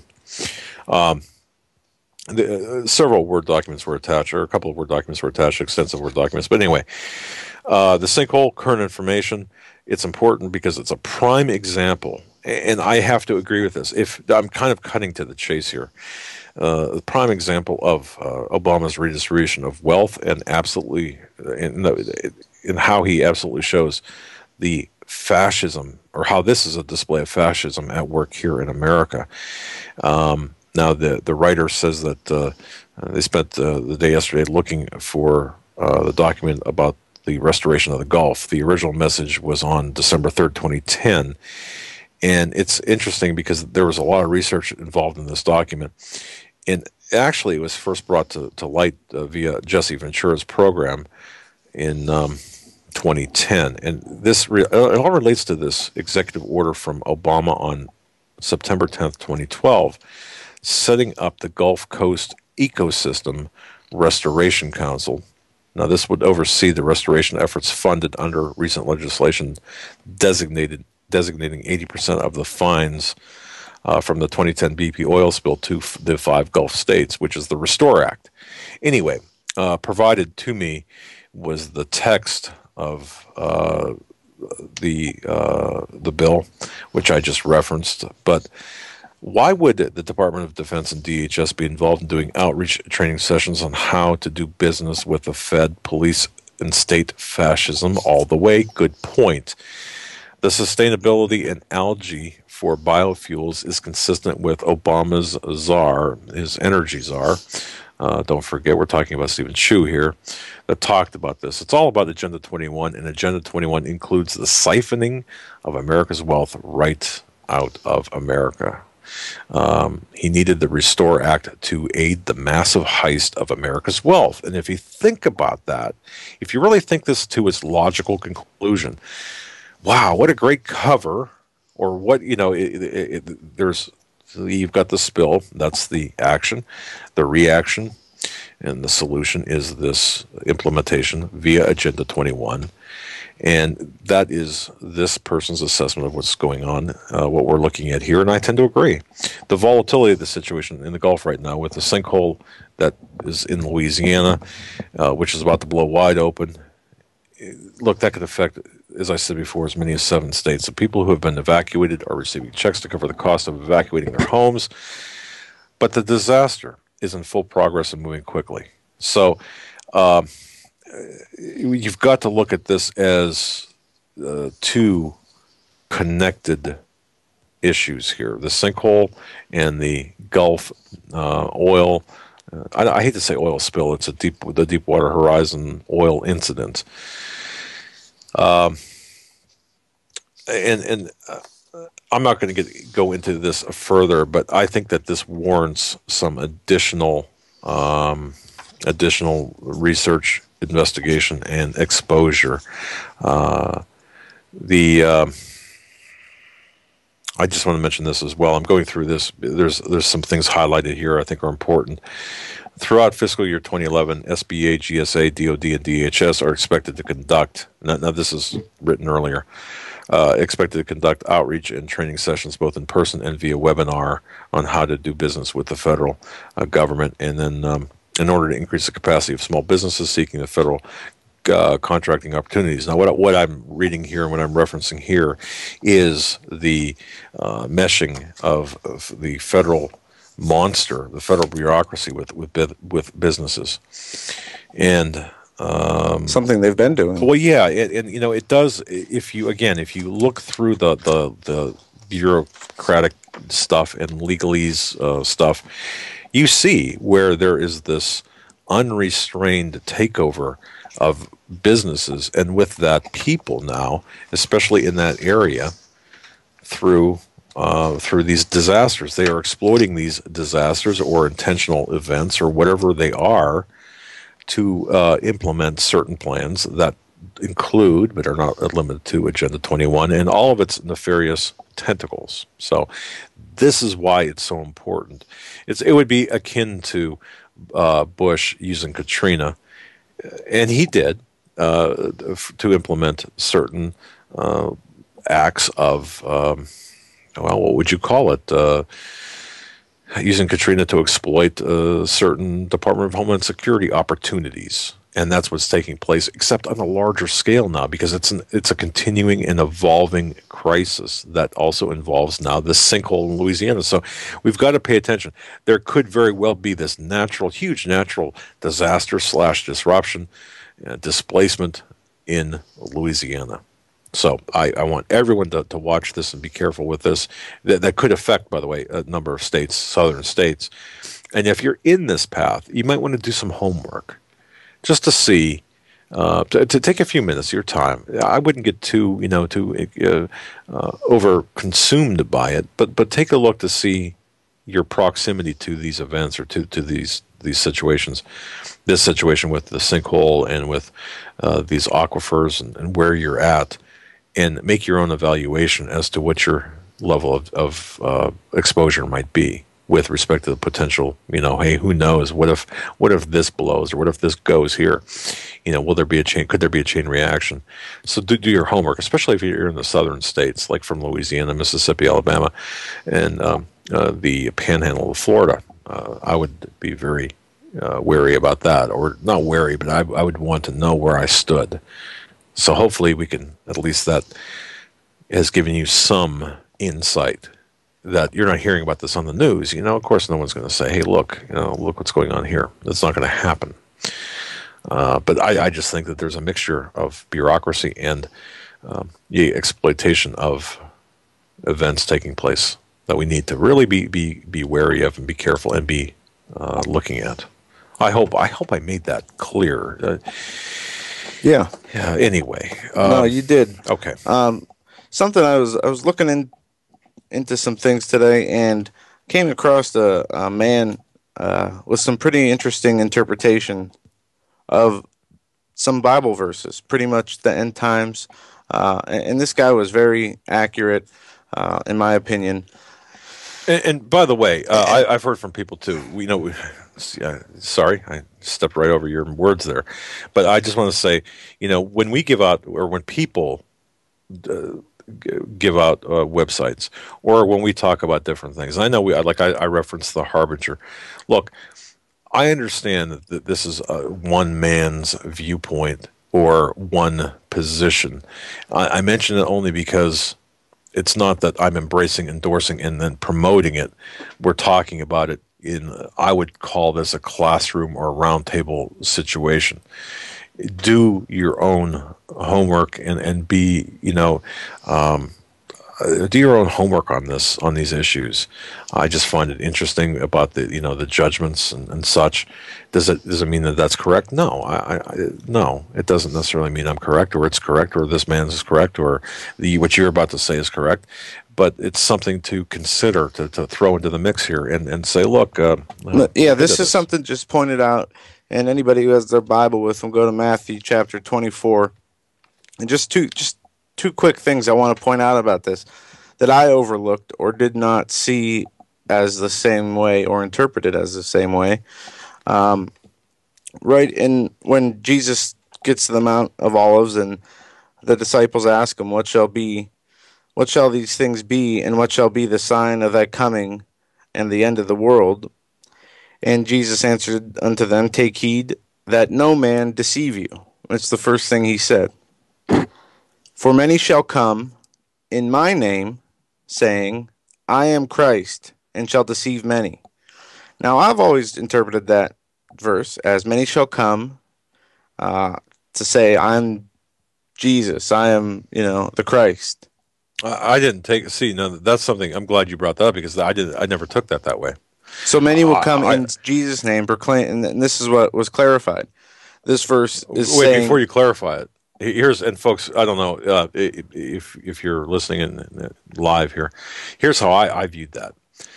I viewed that as like you and I saying, you know what, we come in the name of Jesus Christ. We are actually promoting news, views, commentary, not invoking the name. No, but saying saying that we're consistent with Jesus Christ's teachings, when in fact we've got a bad agenda behind us. Right. That's how I took that verse. Right. I mean, but I don't know. And that's what I'm saying. People will come saying they're proclaiming the word of the Lord. Right. and deceive many. Now, when somebody comes and is proclaiming the name of the Lord, especially with scriptures, how can they deceive many? If the scriptures, you stick to the scriptures. Well, and I'm glad you asked that, because I think that there are so many subtle deceptions out there, subtle deceptions, very minor deceptions, where I could say, yes, we are providing you the news through a biblical worldview, but then maybe, I don't know, twisting it or exploiting some sort of agenda in a way. Really putting a spin on the scripture. Yeah, and basically the guy to the point of deception talked about people who come in the Lord's name but don't proclaim the truth. This is what he was saying. Also, if you continue reading, and it says, you shall hear of wars and rumors of wars. See to it that ye not be troubled, for all these things must come to pass, but the end is not yet. Nations will rise against nations, and kingdoms against kingdom, and there shall be famines, pestilence, and earthquakes in divers places. All these are the beginning of sorrows. Then they shall deliver you up to be afflicted, and shall kill you, and you shall be hated of all nations for my name's sake. And it goes on. It says, and then shall many be offended, and shall betray one another, and shall hate one another. There's a betrayal factor there. And many false prophets shall rise, and shall deceive many, because iniquity shall abound. The love of many shall wax cold. He that endureth, but what that shall endureth until the end time, the same shall be saved. Just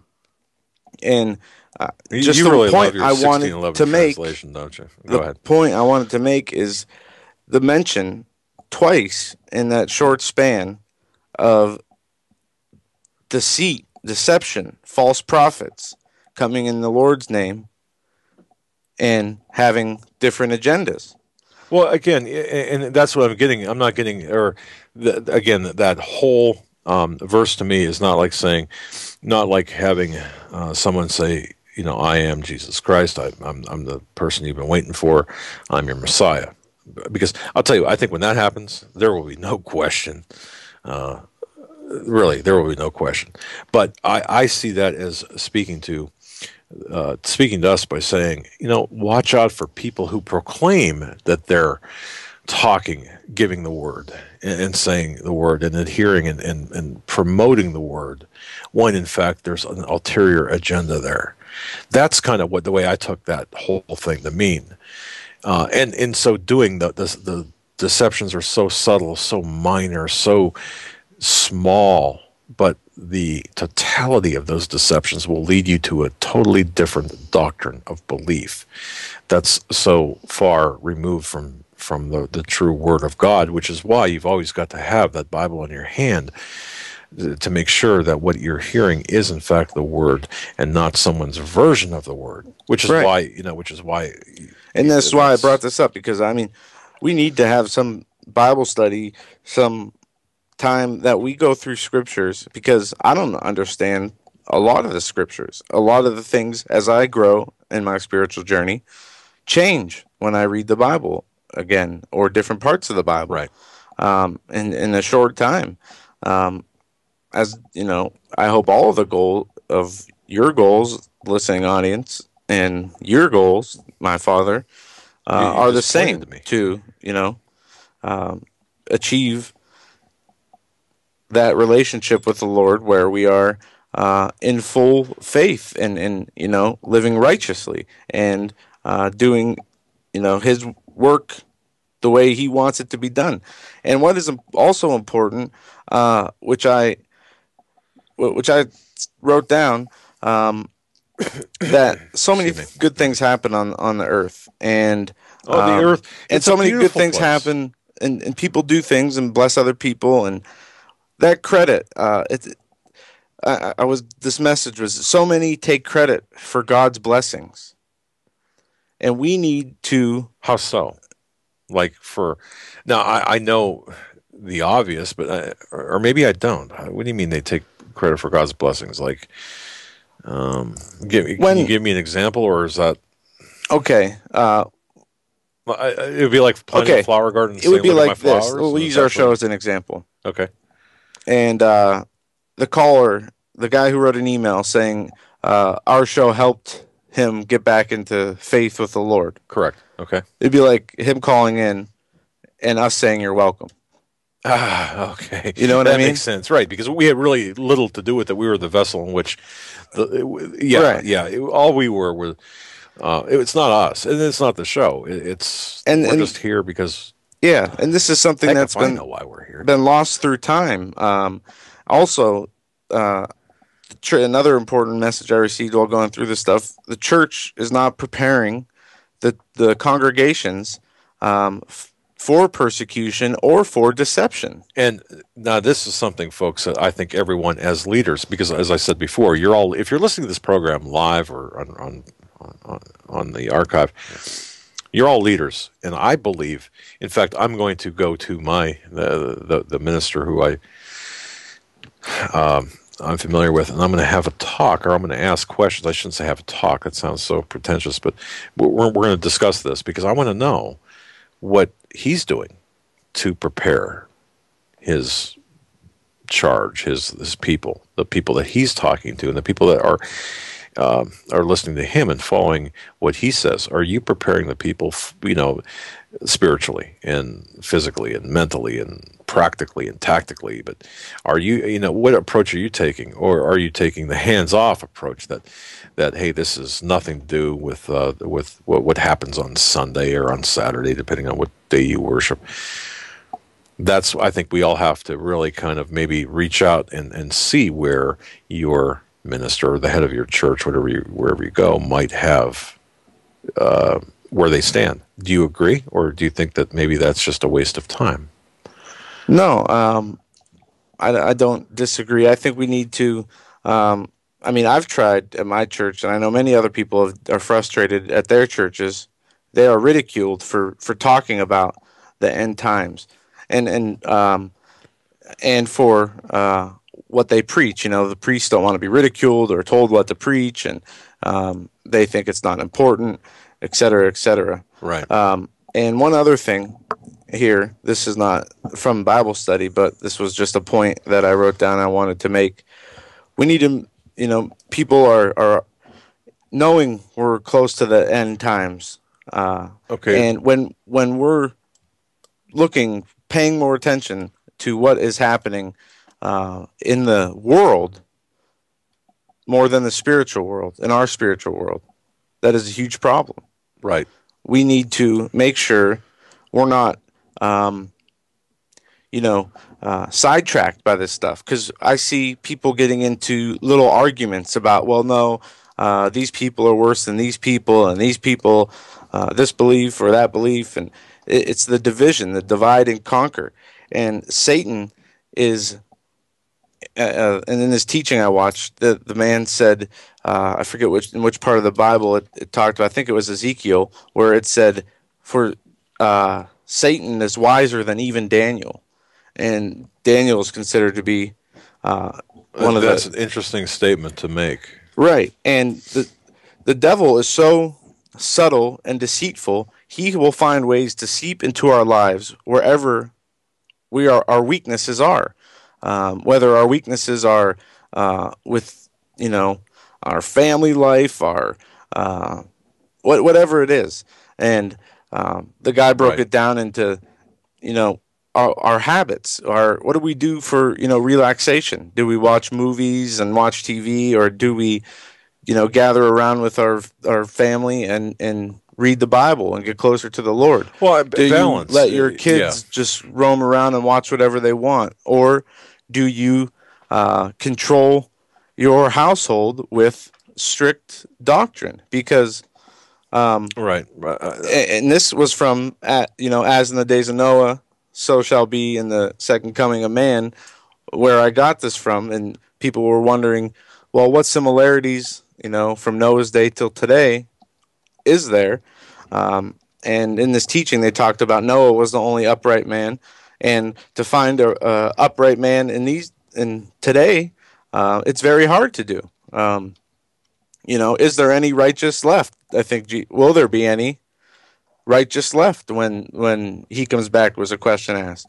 And I just think every day we should always ask ourselves, are we right with God? And that's the point I wanted to make out of all this. But I know it's reiterated a lot, and it needs to be. We need to not be afraid of God for fear of, or not. We have to make sure we're not sinning just to get into heaven. We have to love the Lord.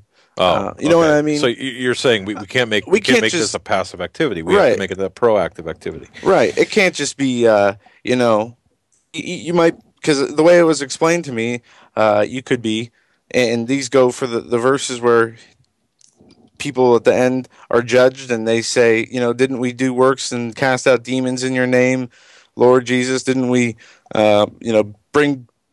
teach your word? And he says, you depart from me, I never knew you. Right. Well, who's he talking about?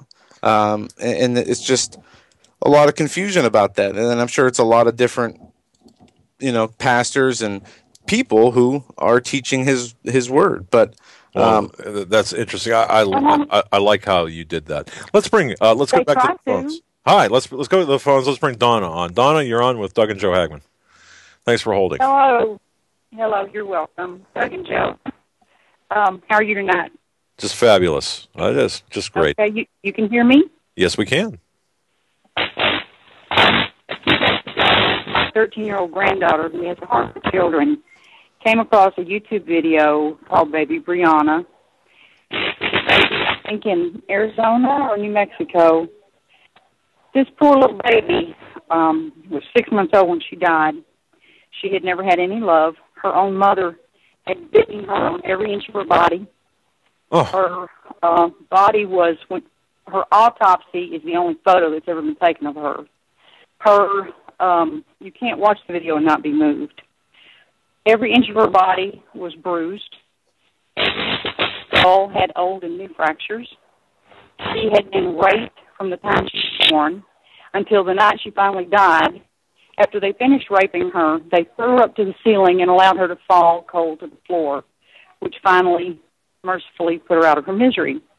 And so when the whole community, it's a 10-minute video by the news in that area, when the community people couldn't get their head around this. It was so horrific. And they started bringing flowers, and at the gravesite, the family closed the community out by putting a glass case around her grave and told them to stop bringing flowers. And when I watched that and I got off the phone, I stayed up that night and I prayed. And I got thinking about the abortions and the babies. They're so innocent, and they, but for the grace of God, I could have been born that baby instead of into a loving family. And I just kept praying about it, and I asked the Lord, how do you stand this? And he led me to soft, beautiful music. And I know she was in the arms of the angels, but it still kept prodding me to more prayer. And what's coming out of this, I believe, is a call to fast at least a meal a day or maybe a day and continue to pray until we bring down the strongholds. We know that 2 Corinthians 10:14, our weapons are not carnal. Our weapons are spiritual to the pulling down of strongholds. We are believers. We have authority. Every evil in our land traces back to Roe versus Wade. The tentacles of that are in every facet of our society. They're using our tax dollars to send across the globe 70 million. We know how many Washingtons, Thomas Jeffersons, Mother Teresa's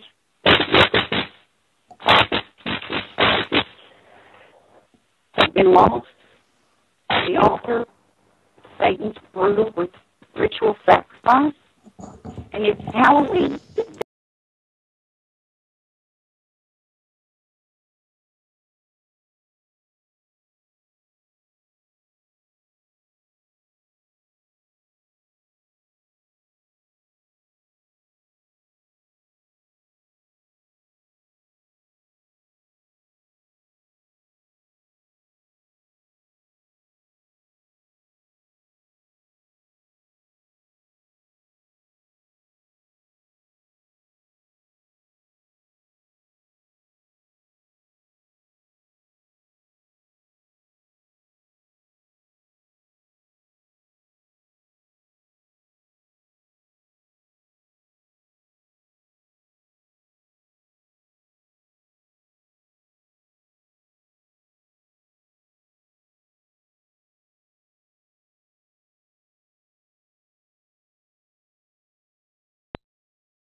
Yeah, it is horrific. Beyond imagination. Who could do something like that to a child? But this is part of what I'm talking about with the deceptions and the way Satan creeps in our life. The sermon I was watching today talked about the problems with this society and pornography and how that leads to other things. You get more decadent as you continue down that path. But Donna, look, I have to say this, if I can weigh in here. The situation, first of all, but it's by the grace of God. I believe that we are all not that child or having a similar fate as that child, and we're all born, I believe, to be where we're at, right? Right. Because we could have been. There are innocent babies that are being brutalized in the sanctity of the womb. Oh yes, absolutely. No, you're 100% right. Correct. But so what you're saying, though, I think I understand this, is the pervasive evil from abortion to the more visible and the more horrific actions of that. Well, judgment will be brought upon this nation because of the evil practice of abortion. We, our believers, have the authority to pray in concerted, unified prayer and break the stronghold. Well, it only takes the faith of God, right, and people who believe it enough to wield the authority He gave us. Well, Donna, what do you make of? And you watched the news article. What do you make of the families closing out of the people's outpouring of support and love and affection for the child?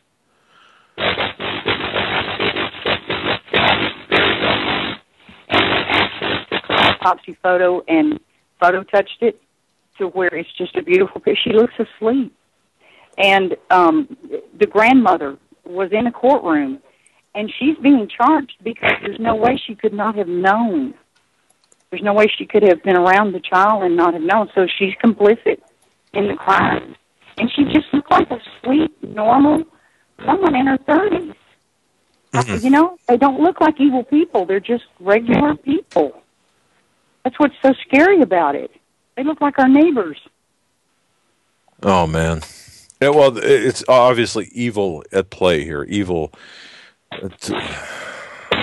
It's that one thing is a catalyst. And the more I have prayed about it, the more the Lord has just opened my heart to see that the abortion practice only persists because God's people haven't taken authority over it yet. Well, I love that. Exactly. You're exactly right. We have not. If we would all stand up, what would happen if everyone who is pro-life, anti-abortion, if everyone stood up and said, you know what, we're not going to allow this mass slaughter of the unborn to continue in the United States, nor are we going to allow the export of our tax dollars to fund. What would happen? They would back down. I really believe this government would back down. When we break the stronghold in the spiritual, then it comes to earth.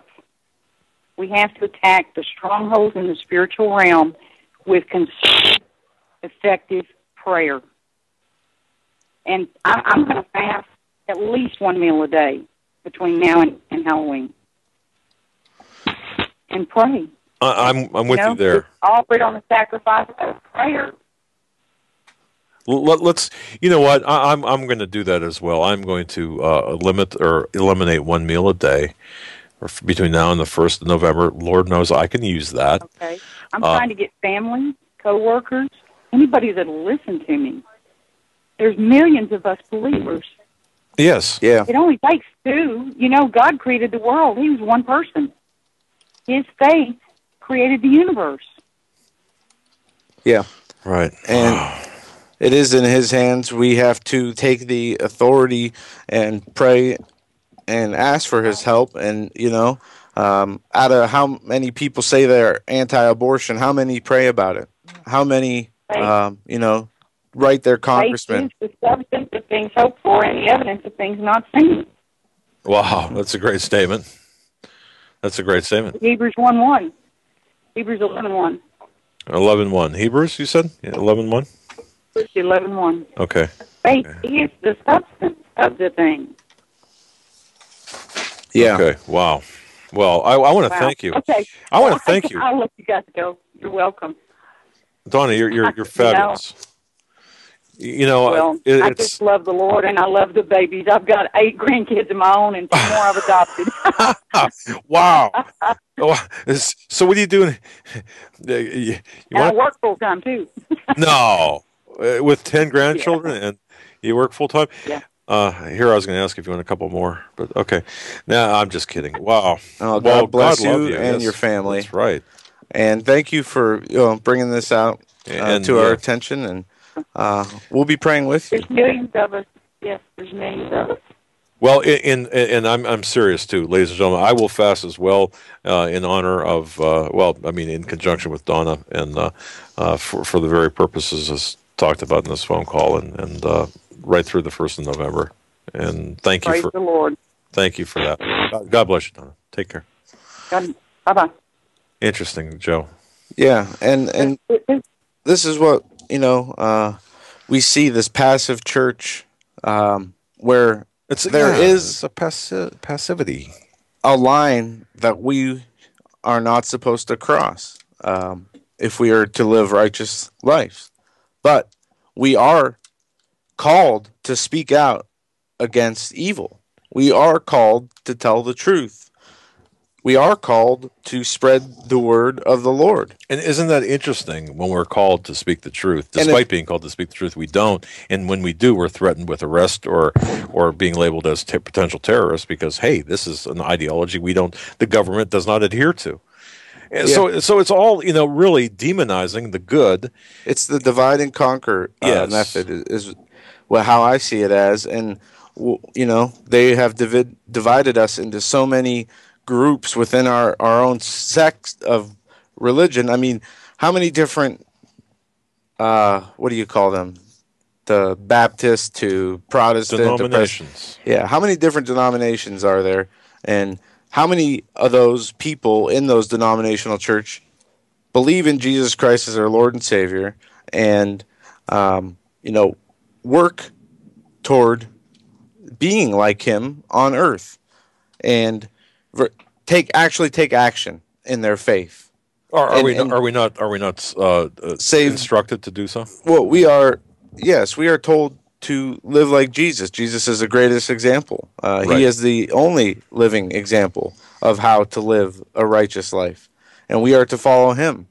Was He afraid to call out the money changers? Was He afraid? I think he did. I think he really we must have the same authority. And if you look at all these miracles that He performed, what does He say? He says, "Your faith saved you." That's right. And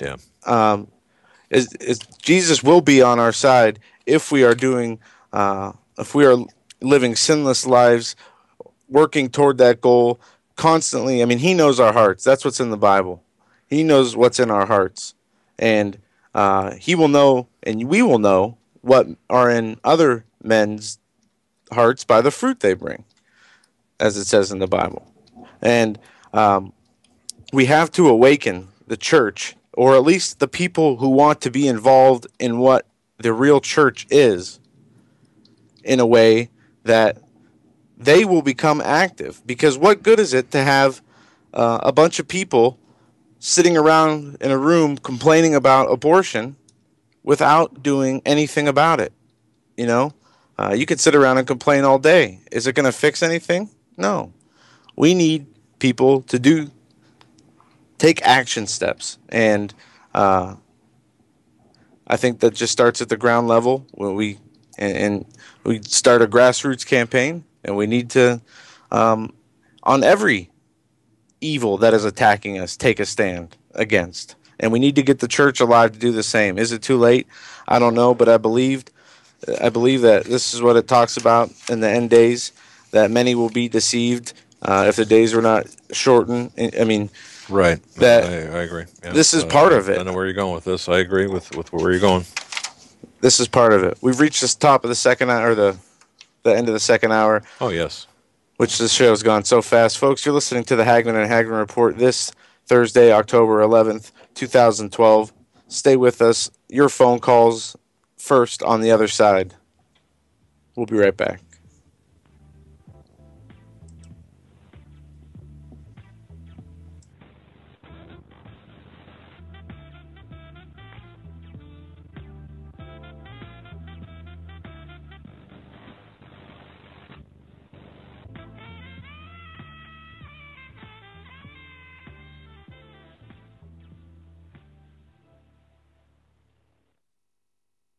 Survival of the fittest. In any and all situations, survival is your number one priority. That requires being tough and thinking smart. And the folks at Freeze Dry Guy are going to help you do just that. They have a long-range patrol ration entree, what they call the Brick Pack. When you're in survival mode, it is absolutely the best item for your survival pack or bug-out bag. You can go farther, faster, and carry more food with the LRP cold weather ration entrees. Not only do these long-lasting, durable entrees help sustain you or your family through the harshest environment or situation, they are by far the most delicious of their kind. No contest. With a variety of tasty entrees, you can't beat the LRP Brick Packs. Let Freeze Dry Guy help you in your survival situations. Go to freezedryguy.com. That's freezedryguy.com. Or call 866-404-3663. That's 866-404-FOOD.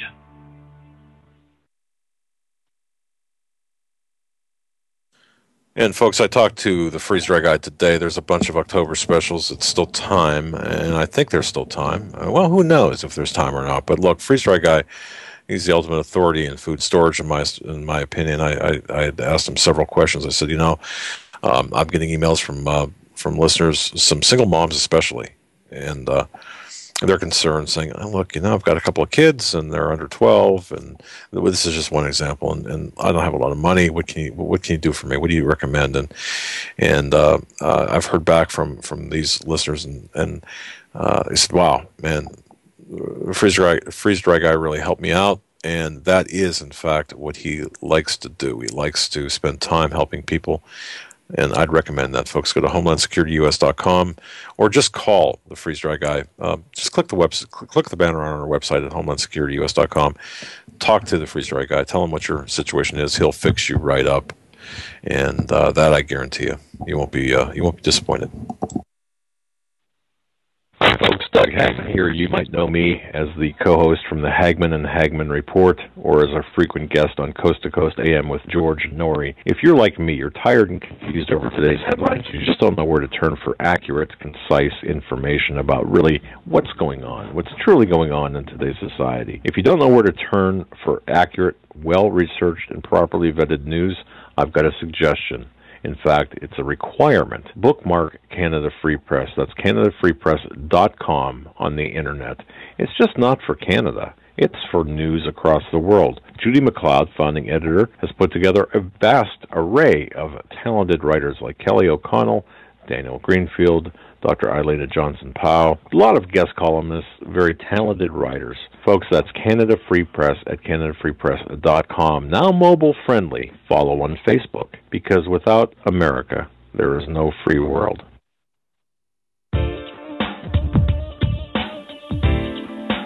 Hold on to your seat. The Hagmann and Hagmann flight is now taking off. Doug and Joe Hagmann have cleared the runway of TSA agents, jihadists, political crackpots, and global elitists. Now get ready for some real news. Here they are, Doug and Joe Hagmann.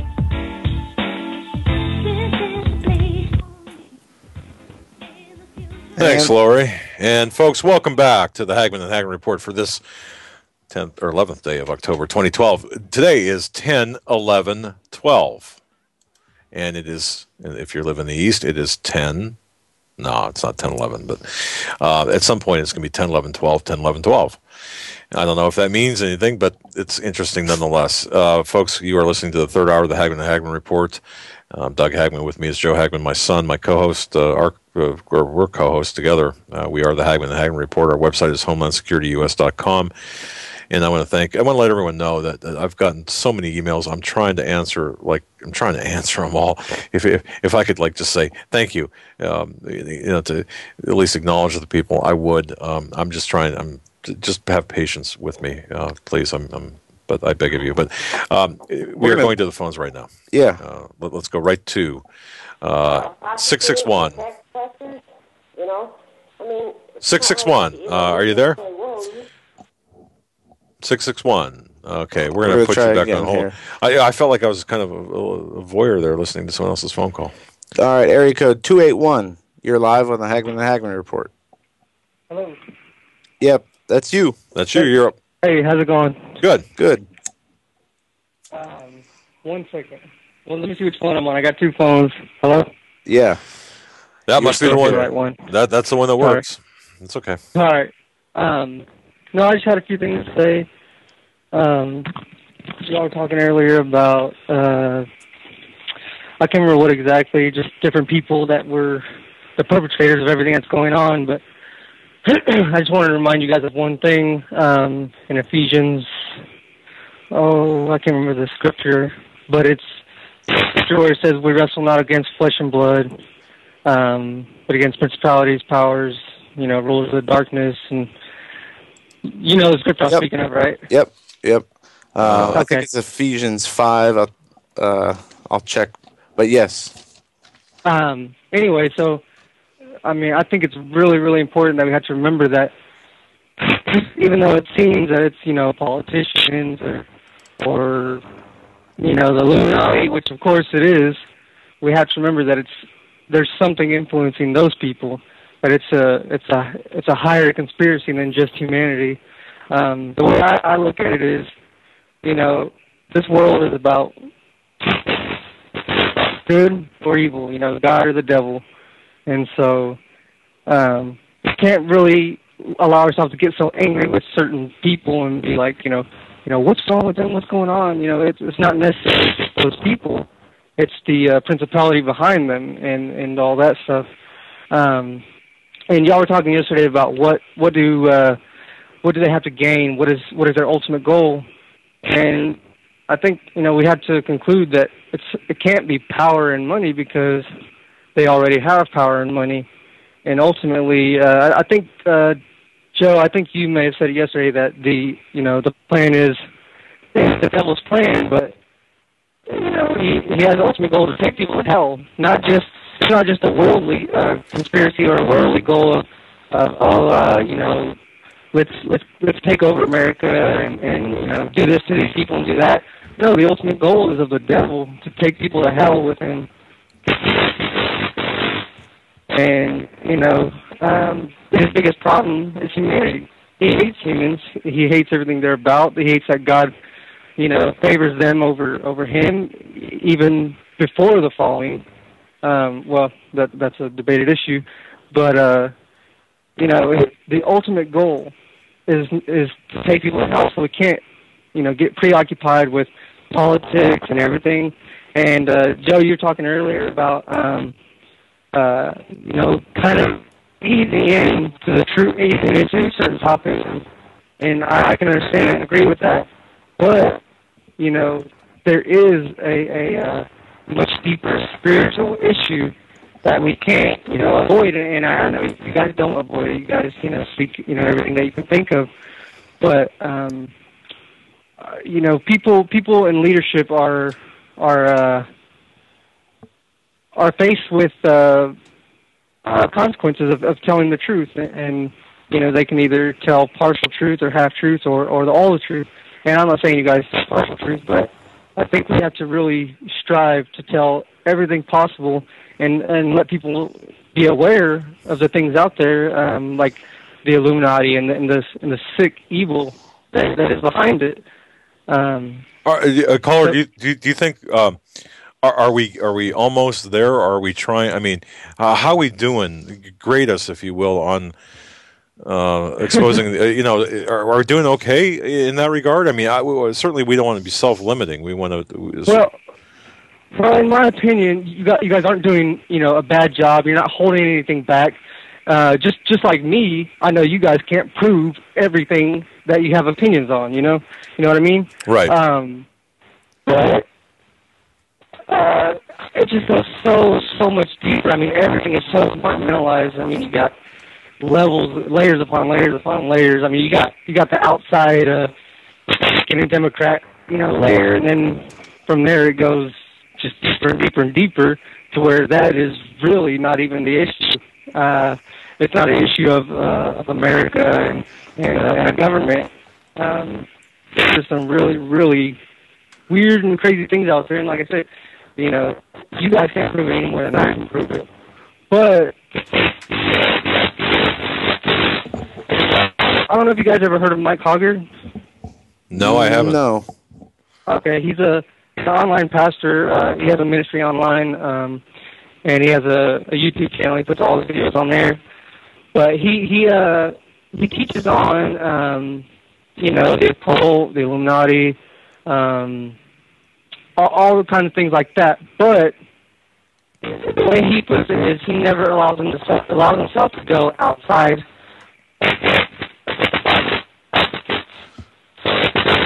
with the Bible, even if it has to do with the Illuminati or fallen angels or giants and all that kind of stuff. If the Bible doesn't coincide with it, he doesn't allow himself to speak about it. So I think that would be a good guy to watch. He's a King James Bible reader, very biblical, doesn't go outside the Bible. Of course, you may not agree with everything he says, but I think he's a really good, solid source of information.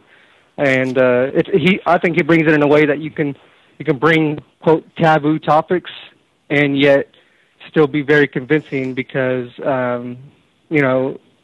he lets it coincide with the Bible. Interesting. Okay. Yeah, and one I have a couple of things. Proxy. I always hear the term proxy war. What exactly does proxy mean?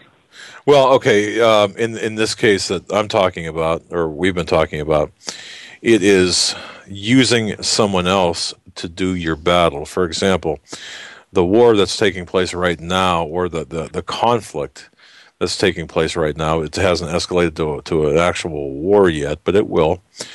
Russia is behind the conflict between, Russia is sending out proxy or countries in place of. Here's the definition: the authority to represent someone else. Okay, yeah, I guess we'll go right to the definition. Or a person authorized to act on behalf of another. Right. So yeah, I mean, look at who's giving the orders is Russia. Who's fighting the battle is whoever in this case. I got you. I got you.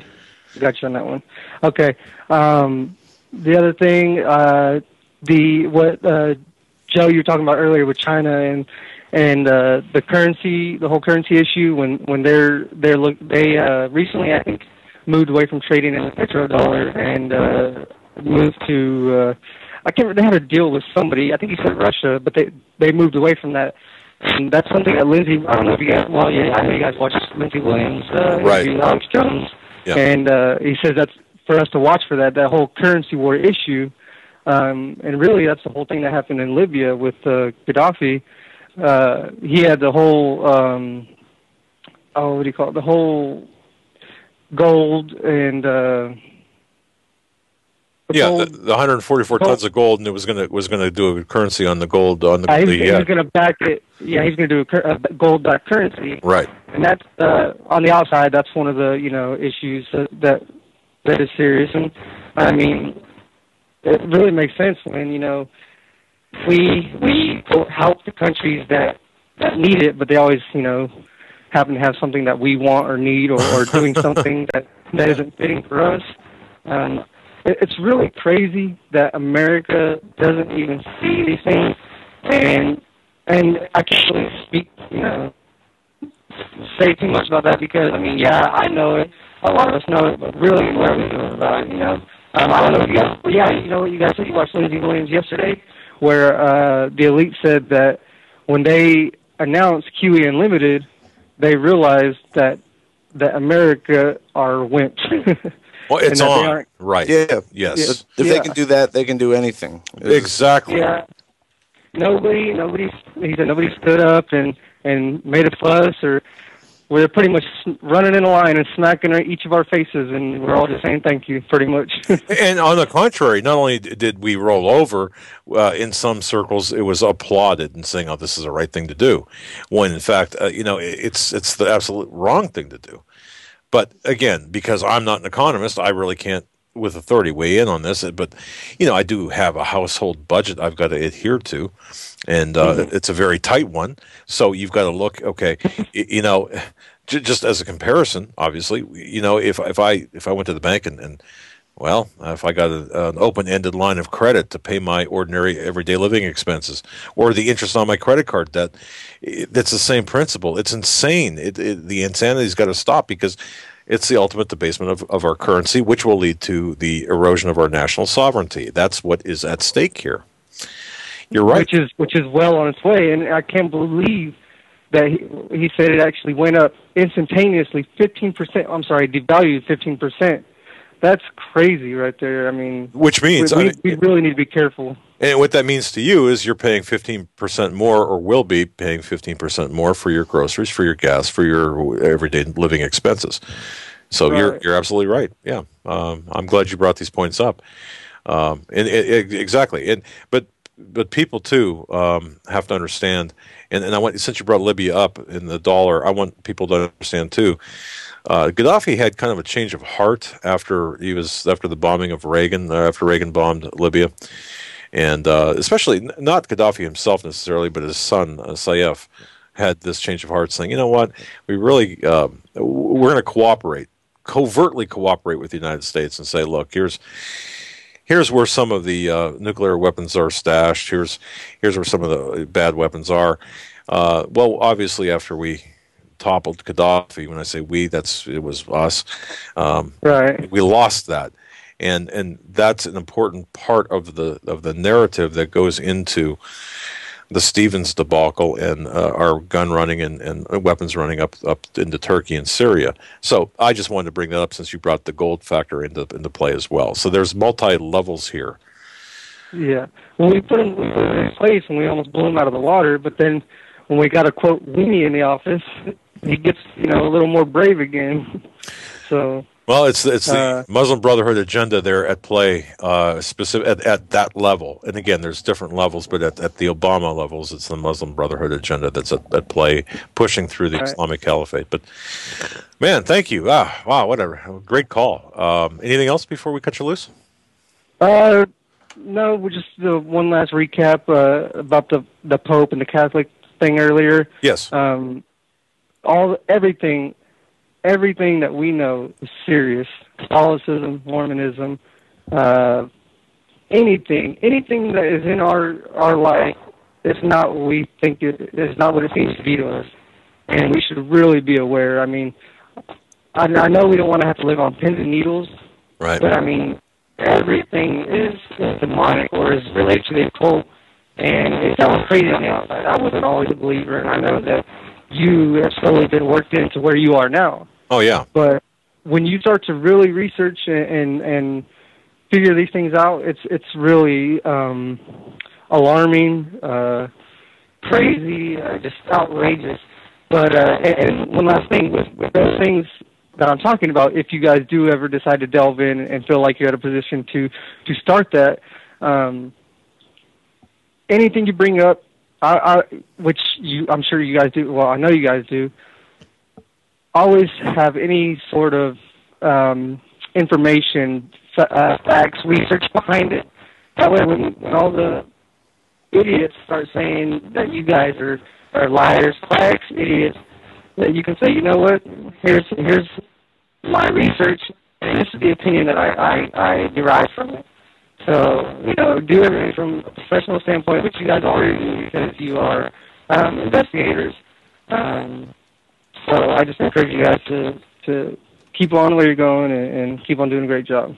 Well, thank you very much, caller. Appreciate that. And indeed, we'll take that to heart. God bless you. Have a great night. Thank you. Yeah, and we try to do that. I think we do that just out of habit more than anything else. But let's keep rolling with the phones here. We're going on with in the order in which we've the whole time, order of hold time. Here we go. We're going to go back to 630. 630, you've been holding a long time. Are you there? Yeah, okay. We can, yes. Let me ask you this. Are you calling on a cell phone or are you calling on a landline? It's a cell phone. Okay. You're kind of breaking up a little bit there, but I don't know how your signal is, but let's see if we can get through this. What's on your mind? Basically, I wanted to just ask you guys a couple questions that, I know you guys have talked about it before, but I wasn't clear on it, and I wanted to get your thoughts. First of all, have you guys heard of Webster Tarpley? Yeah. Yes, of course. Yes.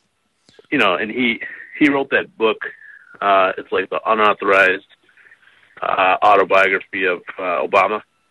Yes. I'm not sure if that's is that the exact title or? Yeah, I know what you're talking about.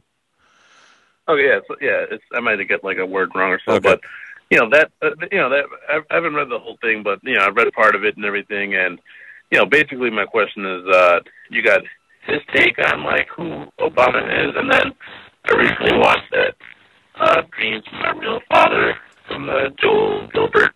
Yes. I saw his DVD, and then there's that other movie that was out in the theaters from Dinesh D'Souza, the Obama 2016 movie. Yeah. Which I haven't seen, but I've read and heard enough about it to pretty much know the gist of what he's basically saying in the movie and everything. And the one thing I'm confused about is I know Joel Gilbert, he's basically claiming that Frank Marshall Davis is his father and everything, but it doesn't seem like the other two guys really go that route. And I guess my question is if is I guess his actual father, Brock Sr., was he really married to Obama's mom, or was he in Joel Gilbert's film, he just says the whole marriage was just a, kind of like a stage, and he barely knew him and everything. But then I hear about like stories about Obama's cousin in Kenya, like that guy Odinga, right? How he supported him and everything, and I just think Obama's really like a Kenyan, or is he like was he born in Hawaii? Is he really a citizen or not? I mean, out of all three of them, I kind of tend to believe Joel Gilbert's, his whole, theory on everything. But, I think they all three of them have the same big picture in mind, that he was basically chosen, or, he's put in place to, pretty much take down the country. Yeah. If I can weigh in, I think between the three, first of all, Dinesh D'Souza, I think 2016, 2016.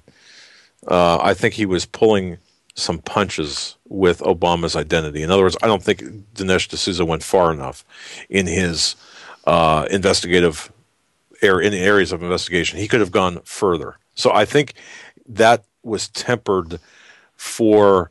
I don't know why. Maybe there was some political aspect at play here, where he did not want to tread into areas that would have been more damning, or even would have opened other doors. But I think Dinesh D'Souza in his movie did not go far enough. Now, on the other hand, I think Joel Gilbert went quite far and did make some interesting assertions about the parental lineage of Obama, as well as his time growing up and his exposure to different people that mirror in some ways Webster Tarpley. But Tarpley, while he's very good at the historical things, and I agree with Tarpley in a lot of things, I think perhaps that both Joel Gilbert and Webster Tarpley, and I'd love to have them both on our show.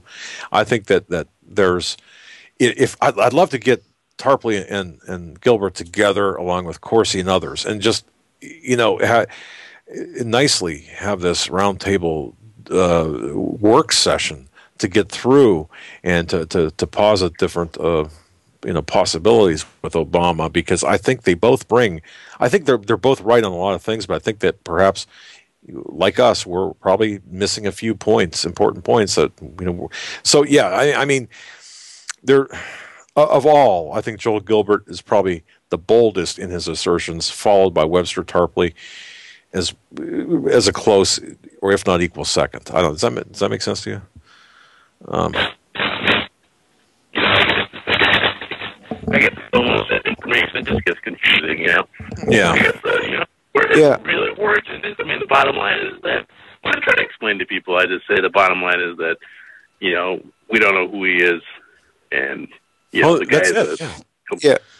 You're absolutely 100% right. We don't even know his legal name. I mean, that blows people away, and people look at you like you got two heads. I think we do. It's Barry Soetoro based on the Indonesia school records and never changing but absence of evidence is not evidence of absence. No, and I think, as this is important, it doesn't matter anymore because Obama has gotten away, citizen or not, with becoming president, and not only that, eluding any attempt to, have to prove himself right. on any regards. He's not held accountable for anything he does. So I don't think it really matters. But, yeah, the thing with Odinga, Odinga being his cousin, they burned churches. And I mentioned this on the show the other day. Well, they were creating this chaos, slaughtering people, setting churches on fire. It was said by witnesses that the Odinga crew set a church on fire, and as the mothers were throwing the babies out of the windows to save them, the people who were with Odinga were throwing them back in the churches that were on fire. Just to give you an idea of the level of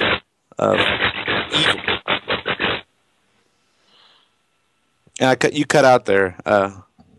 What was that? I said I heard you guys talk about that. Yeah. And unfortunately, I don't think we'll ever know the full truth, and I really don't think it matters anymore unless he gets. Well, I think the details do matter so we can reconstruct the crime scene and arrest or prosecute if that ever happens through a citizens panel of the people responsible for this. Yeah. Well, what I was saying is that the birth certificate issue, however much merit or it has a ton of merit, his eligibility status is not what's important right now. I think. What is important is that... I kind of disagree with you. I don't like that statement because it gives people the wrong impression. Here we are arguing in front of the caller. But, because this is on a political spectrum, Mitt Romney could have done the same things, or John McCain, if he were elected, could have done the same policies as Obama. We see Romney carrying on the same policies, the foreign policies at least, wanting to. But who in the world is Obama? Who is Obama? It's all politics. And as the caller before stated, we fight not against flesh and blood. Sorry about that. We wrestle against principalities, against powers, against the rulers of darkness of this world, and against spiritual wickedness in high places. And we will, or not we, we need not be deceived, but the masses will continue to be deceived until they look for the truth. And until the majority cares more about the truth than about a political party, we'll never get to the bottom of anything. Yeah. Now that we've dominated your time, caller, anything else? With that, I guess with that being said, my other question basically was as a Christian and as someone who, woke up and everything and sees sees the big picture of what's going on. What do you do in this election? Do you vote at all? Do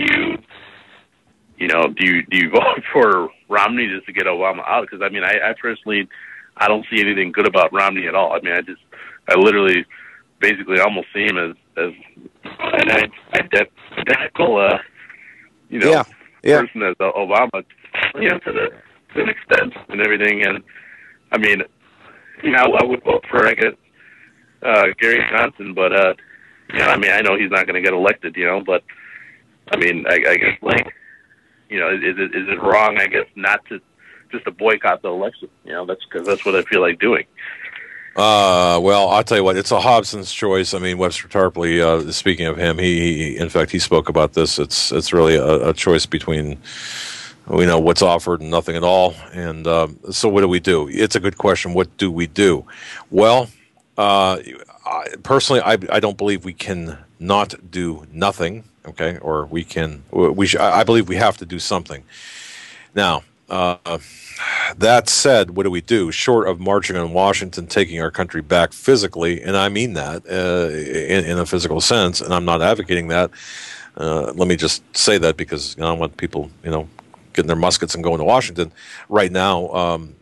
But short of that, what choices do we have? What do we play the cards that were dealt? I mean, so do we put Romney in? Does that buy us a few more months or weeks? Yeah, maybe it does. And if it does, if Romney, by Romney being in, if that buys us a little bit more time, isn't that, hey, if we can bring more people to God, to Jesus during that time period, is that not a good thing? That's kind of my position. Look, anything, if we can buy us a little bit more time through Romney, go for it. Let's do it. But at the end of the day, we still have to demand accountability by everybody here. And I just want to say this to the point about Obama versus Romney.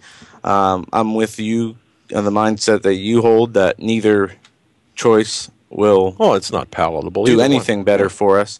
The TSA will continue to expand, the DHS and et cetera, the UN. But one thing that the only positive I can see coming out of this is if Romney gets elected and people still see that nothing has changed, maybe more people will get out of the political arena and get into the Word of God. Yeah, I mean, the only difference I guess I see is that, Romney doesn't have all of, I guess the deep, Islam, Muslim Brotherhood roots, Yeah. No, yeah. And I think that's a big thing. I mean, look, it's a big thing. But again, at the end of the day, where do we stand? We're still, as Joe said, quoting the passage in the Bible, we're still fighting against principalities and in my own words, concepts of evil, good and evil. We're in the midst of that. Truly, the personification of the battle of good versus evil, and that's what we're looking at, in my mind. And I think all of Washington's been corrupted, so I think we have to make a huge change. Caller, God bless you, my friend. Thank you so much for your call, and thanks for your patience for holding on and calling in. I want to say we appreciate your call so much. God bless you, man. All right, let's keep going here. Joe, point, because I think 440. Okay, thank you. Area code 440. See, I'm allowed to touch the buttons tonight, which that might not be a good thing. Are you there? Yeah, we're here. How you doing? 440. Okay, all right. How you guys doing? Very well, thanks. This is Paul. Good friend Paul. That's right. Yes, right. Well, I hope so. I want to ask you something, Doug. When you get my emails, do you read them through the viewer or do you open them? Well, I open all my emails. Because what I do is I have my read receipts. Oh yeah, checked. Oh no, yeah. And I disallow read receipts. I'm sorry. I out of print. Okay, see that's the only way I can tell that if it's been received or not. And the first couple ones I ever sent you, I got the message back, and all it does for me is it just kind of confirms. I could turn that on. Person, yes, that got it, and that's all. There's nothing else about it, and it is kind of important to me. It depends on what I send you. Anyway, beyond that, I'd like to comment on a few things if I got enough time here. What you guys said about the Bible, the Scriptures, and you, Joe, what you said about this fellow you talked to, he's absolutely right. The interpretations, you have to, all right, I have always been the kind of person that thinks out of the box on almost everything when it comes down to, let's say, theoretical areas. I'm not a theoretical person, very practical. And when I read them, the interpretations I get are very similar to the ones you just described. And what you said there was absolutely, or what you said was absolutely correct. You never, you had never seen it that way before. As you were reading it, you didn't realize the meaning behind it. Well, you'll get a lot of meanings, okay, but what you have to do is you have to clear your mind out altogether on anything else that you have ever thought you've known. Or another thing is you cannot go in and study with any kind of a intent to look for a specific thing. See, because what you're doing, whether you realize it or not, is you are reading with bias. And, you're looking for an answer for something, and that's what a lot of people do, whether it's to justify their own actions, which may be involve guilt. It may involve something they want to do. It may involve something somebody else has done. Hence remove the beam from my own eye before you try to get the speck out of your brother's, because we're all born equal. And that applies to that. See, those two go together. It's not only a matter of hypocrisy, but it's a matter of trying to see how God sees things, how He sees them, not you. And if you try to let that come through to you, then you're a lot better off, But I agree with everything you said 100% there. When we first started talking, I said that I focused a lot on Agenda 21, and that's true to some extent. But the reason for that is because I felt that would be a very easy avenue, if you will, in getting people to wake up. Well, for years, being an out-of-the-box thinker here on a lot of issues, I've been called everything I'd say from a complete nutcase to take your pick. But the funny thing is, I've always been right. Maybe not verbatim on everything I've said, but things that, like back in the 80s at work, we used to talk about what was going on in the country economically, and I was the first to bring up the subject of a global economy. Now, back then, in those days, we're talking 83 and 84, and I said everything is going global. I was called crazy. And, this can't be. It's the old paradigm that we have, the American one. This could never happen here. Well, I've been watching this since 1963, and when I was 19 years old, and picked up on it a lot more as of around 1970 when I started to see, living in the Cleveland area, Cleveland, Ohio. That was the industrial capital of the world, or of the United States anyway. Actually, we had more industry here than Michigan did. And we were, if you traveled out, as I did, to the union locals, because I was in construction, and travelers, as they were called, and took your letter to that union local, or they would call ahead and say that you were coming, to fill a job. They would actually take and bench. Now, this in New York, this was the case. Largest union local in the country, Local 3, of the electricians. They would take their own people and bench them, waiting for you to come and give you the job.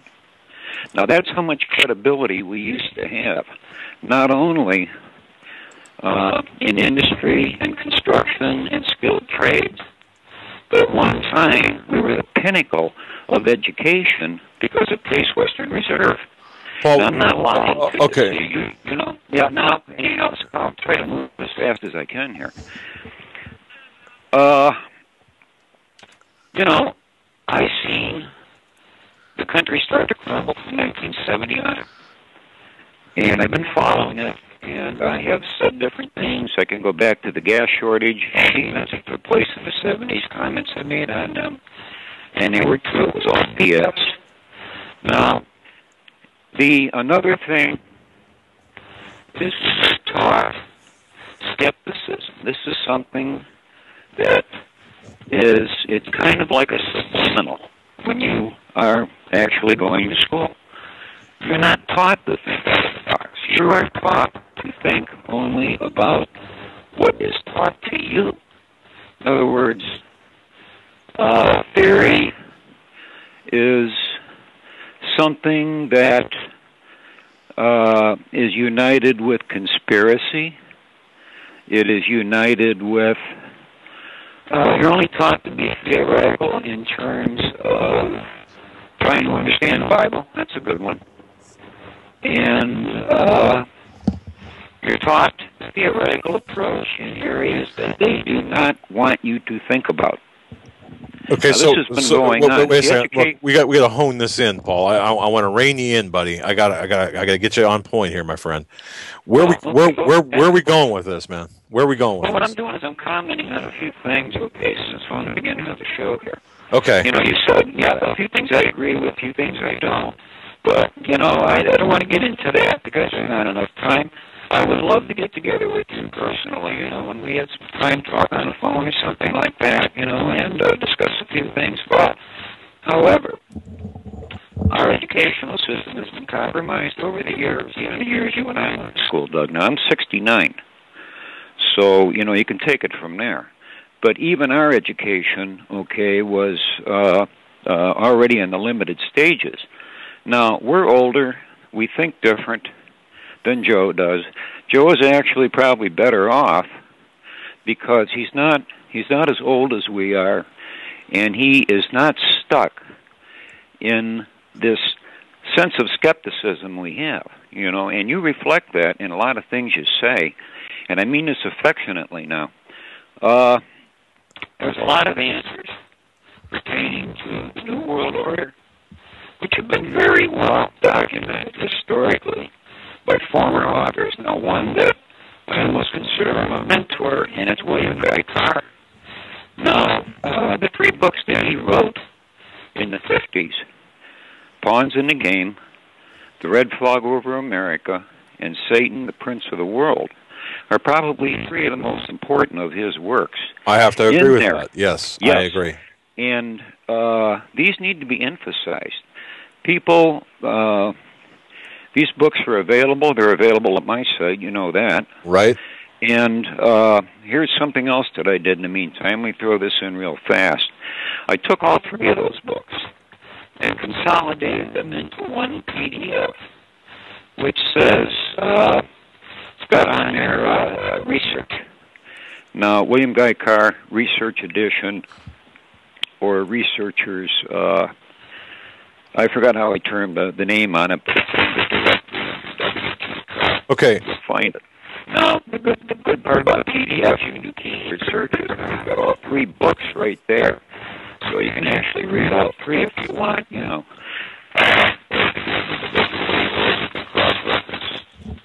I would strongly recommend this man's work because he could not predict the future.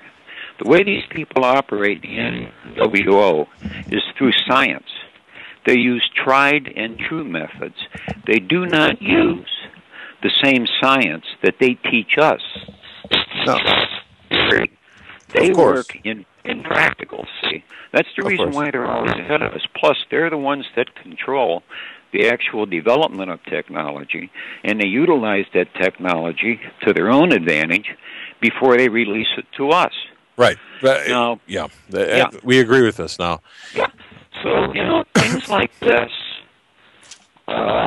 people need to be educated. And they also need to be educated about education. And that's for people like Charlotte Iserbyt and her work, The Deliberate Dumbing Down of America, and also Norman Dodd and his work as the chief investigator for the Reese and Cox commissions back in the mid-50s there. Now, he can give you a tremendous background that collaborates everything that Carr wrote and then some. You know, what I do is I use different people in different areas and different backgrounds, and I compare their work. I listen to what they say, I put it together, and that's how I connect the dots. Fair enough, my friend. Look. We let's wrap this up. Plug your site, and because we got to go on before we run out of time here. Yeah, I'm really not trying to. I'm not really trying to promote my site. Well, got a lot of good information. My own gig here, you know, that's secondary to me. But you should. There's a lot of good information there. Seriously, I mean. Okay, like I told you, you know, you can feel free to reference it any time you want. You know, if you make note of it, and when somebody wants to know something, you can refer them to that, you know, over the air or however you want to do it. I don't care about that, but I just want to point out that's not my purpose. A lot of people use other people's medium to promote their own interests, and I have no agenda other than trying to share the truth that I know is the absolute truth, you know, with other people. At any rate, FrontStreetSaloon.com. Very good. Very good. And you're going to have to wade your way through it because you know, it's I built the site myself. It's in a direct construct. It's not the prettiest or the best organized, but I guarantee you will find what you're looking for, and you just have to kind of wade through it. But anyhow, you have to remember, conspiracies, when you talk about that always triggers off in your head, and we're trained on this. See, we're supposed to think like this. That's how they want us to think. But conspiracies become fact when they happen. And you can, now if you want more credibility on conspiracy and theory, go back to Kennedy's speech in 1963. Exactly. Now we're talking. Yeah. And this guy, Kennedy, is going, you know, now you have one of the greatest presidents this country has ever had. And he is talking about what we consider to be BS. And he's laying it out to you in very broad language in that speech. He's telling you. And we saw what happened. He's talking about secret societies and conspiracies. You know, then got Eisenhower before him. With the military community in 1959. I mean, how much more? Paul, I love you, buddy. Look, we had to cut it short here because we got to get other calls in. God bless you, my friend. I really don't like to do that. I just had to kind of cut it off. But you really, because we could talk another hour on the Kennedy. We're running short on time. Yeah, we got to get. God bless you for listening to this. We didn't, you know. Try to call back in tomorrow. Yeah, we'll move on. Go ahead. Area code 651. You're online with the Hagmann and Hagmann Report. 651. 651. Doug, how you doing? Yeah, very well. We're running short on time. What's on your mind? Yeah, I know. I was kind of trying to stay awake there for the last 10 minutes or so. Easy now, my friend. Well, he's got a lot of good information, just not very. Just maybe a little more passion would be good. Anyways, I'm sorry. Oh, what's up? Being myself. First of all, Noah wasn't a righteous man, Joe. Noah was recognized for the purity of his generations, like Steve Quill has taught you and your dad. Yep. Noah was brought forth because his DNA had not been corrupted, but he wasn't necessarily a righteous man. He was a just man, as the word says so in the book. It's Ephesians 6:12 through 20 for future reference. I love as far this. as the powers of principality. Okay. Why was caller? Let me ask this: why was Noah saved and the rest of the world wiped out? Because God tells us that the fallen ones, that the 1/3 of the angels that fell away with Satan and intermingled with the daughters of man. They found the daughters of man to be beautiful, and they intermingled with them and had offspring called the what? I know you know the answer to it. Nephilim. Exactly. And so then all the DNA of the earth had been corrupted because of this taking place. all the other DNA in the earth at that time had been corrupted. So now let's go forward in Matthew 24, where Joe read that, as in the days of Noah, so shall the second coming of the Son of Man be. Well, we're there too, because as your friend Steve Quayle has told you, and others have been telling us now, and believe me, for a lot of Christians, quote-unquote Christians, who've been taught in the churches of today, brought up in the churches of today, who will not absolutely refuse to look at any of this stuff as having been the truth. They don't want to show you that. Why? Well, because they're run by who? Oh yeah, the government. Okay.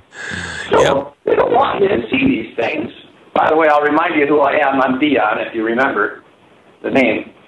The only white guy named Dion you probably talked to. True. I know. Okay, thank you. Anyways, so when we look at all these things, you have to, as Christians, you can't have your mind so open your brain falls off, but you can't have it so close you're not willing to see the world for what it is. Well said. And so many churches keep us in this nice little box. They put God in a box.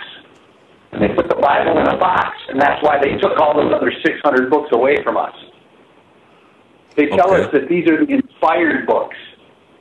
Okay, maybe they are, but you know what, as far as I can tell, there's a whole lot of information in all them other books. Correct. And for anyone who wants to call themselves a Christian who hasn't even opened up this book with the 66 inspired books and read different versions of the inspired books from cover to cover, you can study this book or that, this chapter and that, all you want to. But until you read God's Word, cover to cover, word for word, and you pick one or two or three different versions to do that from, you do not get to see the truth. You will not understand the truth. I've read 3 different versions 7 times, cover to cover, in the last 7 years, because that's what God told me to do. He said, open up the book and read it. And the first version I had to read from it, at my disposal, was the American Standard Version. That's all I knew. Well, then a pastor of a church I went to gave me the NIV, and I read that one 4 times. Okay? And then I read the King James cover to cover once. And in that one time of reading the King James, I discovered, and through the help of a friend of mine, also one other thing, but I discovered there's a whole lot of things that aren't included in the NIV. Yeah. But they're King James. The NIV is a twisted book that I would recommend no church use.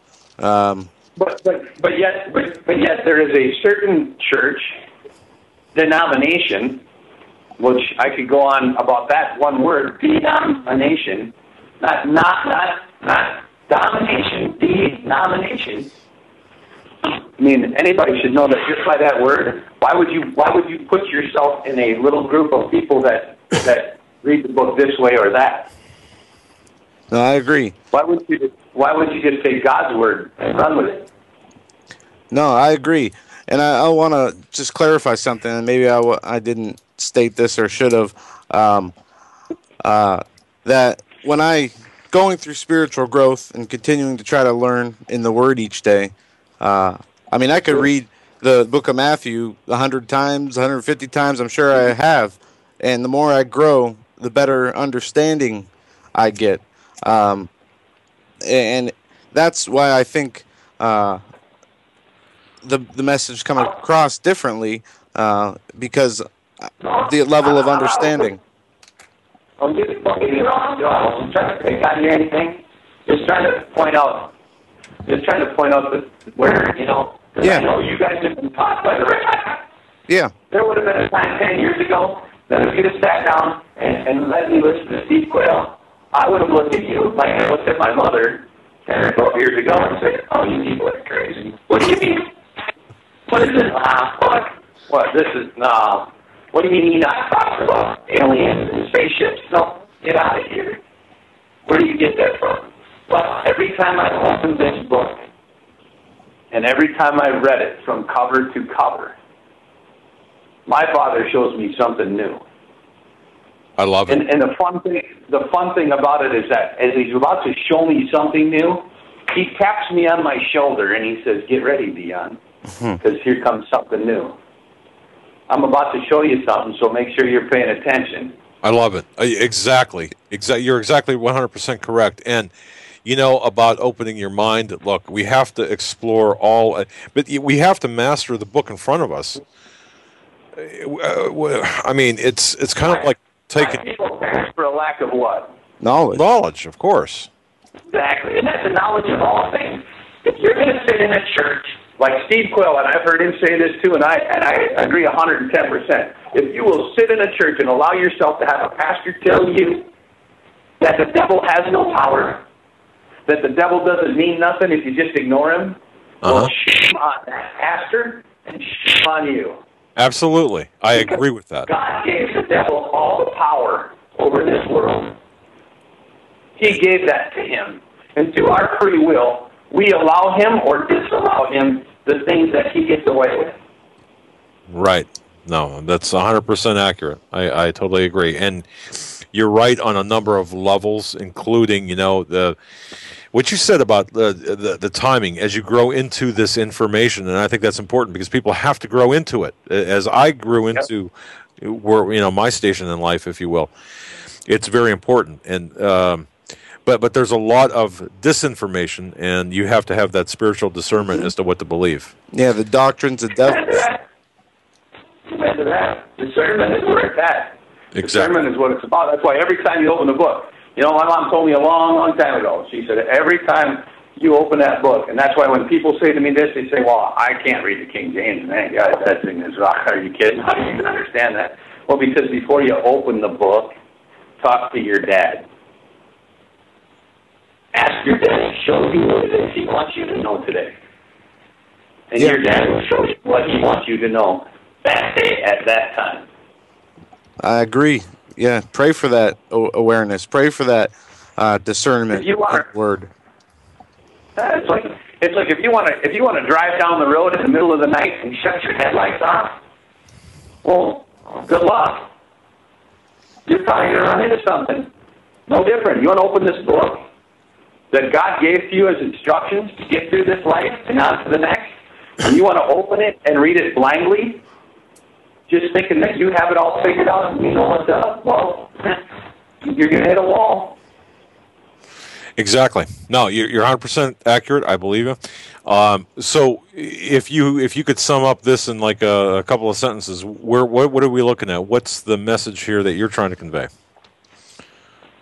My message is that I'm absolutely sick and tired of the apathy in this country, of the atrophy of the beating heart of this country, and the clogging of the arteries of the heart of this country, and the fact that we, the people, Christians and otherwise, who claim to think that we know what it is to be free, have absolutely no clue, and choose to not try to find it. That's what I want to tell people. That's a message well received. That's a great message because, wow, that strikes at the heart of our show, basically. I know, that's right. I started out tonight, guys, and I thought, honestly, I was going to try and listen to the little debate tonight because I thought, hey, this should be good for a laugh or two because that's how long it'll be before Joe Biden spits his foot in the mouth and can't get it out. Yeah. Did it happen, or did you see any part of it? I watched it, and I just got so disgusted inside of about 10 minutes. I turned you guys on and turned the volume off because what I really watched, and if the American public doesn't want to see it for what it is, what I watched was a show. That's exactly right. Thank you. Plain and simple. I watched a show between two gentlemen that want you to believe that they might actually give a crap. And yeah, well said. No, and because we don't have to march on Washington with guns, Doug. We don't have to go there with guns. All we have to go there is with the Declaration of Independence. 90 seconds. That tells us that we, the people, if we ever feel that our government is being treasonous, if our government is walking us down the wrong road, we, the people, have the right legally to get rid of them, to send them away, and start over. But I would dare anyone to talk to 10 people, just 10 people, and find me 3 that actually know that that's the case. 60 seconds. And caller, you've got the last word of tonight's show. We're 60 seconds at the end of the program. I got to tell you, you're right, because in the Revolutionary War we had that 3% factor that really was active in fighting the oppression, and I'm sure that number of 3% has gone down since then. So because of apathy, because if it's anywhere beyond the tip of your nose, if it goes anywhere beyond the fact that I get to get in my little 2012, like I told my son's a couple of my son's teachers at conferences today, this country is at a point where if you can get in your little 2012 whatever and drive to work on Monday morning and come home at night and crack a beer and watch your TV, you don't hear nor do you want to hear about any of the things going on in the world. Most people don't even have a clue in the world that Turkey and Syria have been lobbing bombs at each other for the last week. You're right. Nobody knows about the sinkhole in Louisiana. Nobody knows about it. No, you're right, You're caller. right, my We've friend. reached the end of our program. Thank you so much for calling. God bless. God bless you all for listening. We hope to see you here tomorrow. Thank you for everything you do. Thank you. God bless you, my friend. Sunday night, 9 to 12, Steve Quayle. We'll see you tomorrow. Till tomorrow. Have a good night. Thank you for using Blog Talk Radio. Goodbye.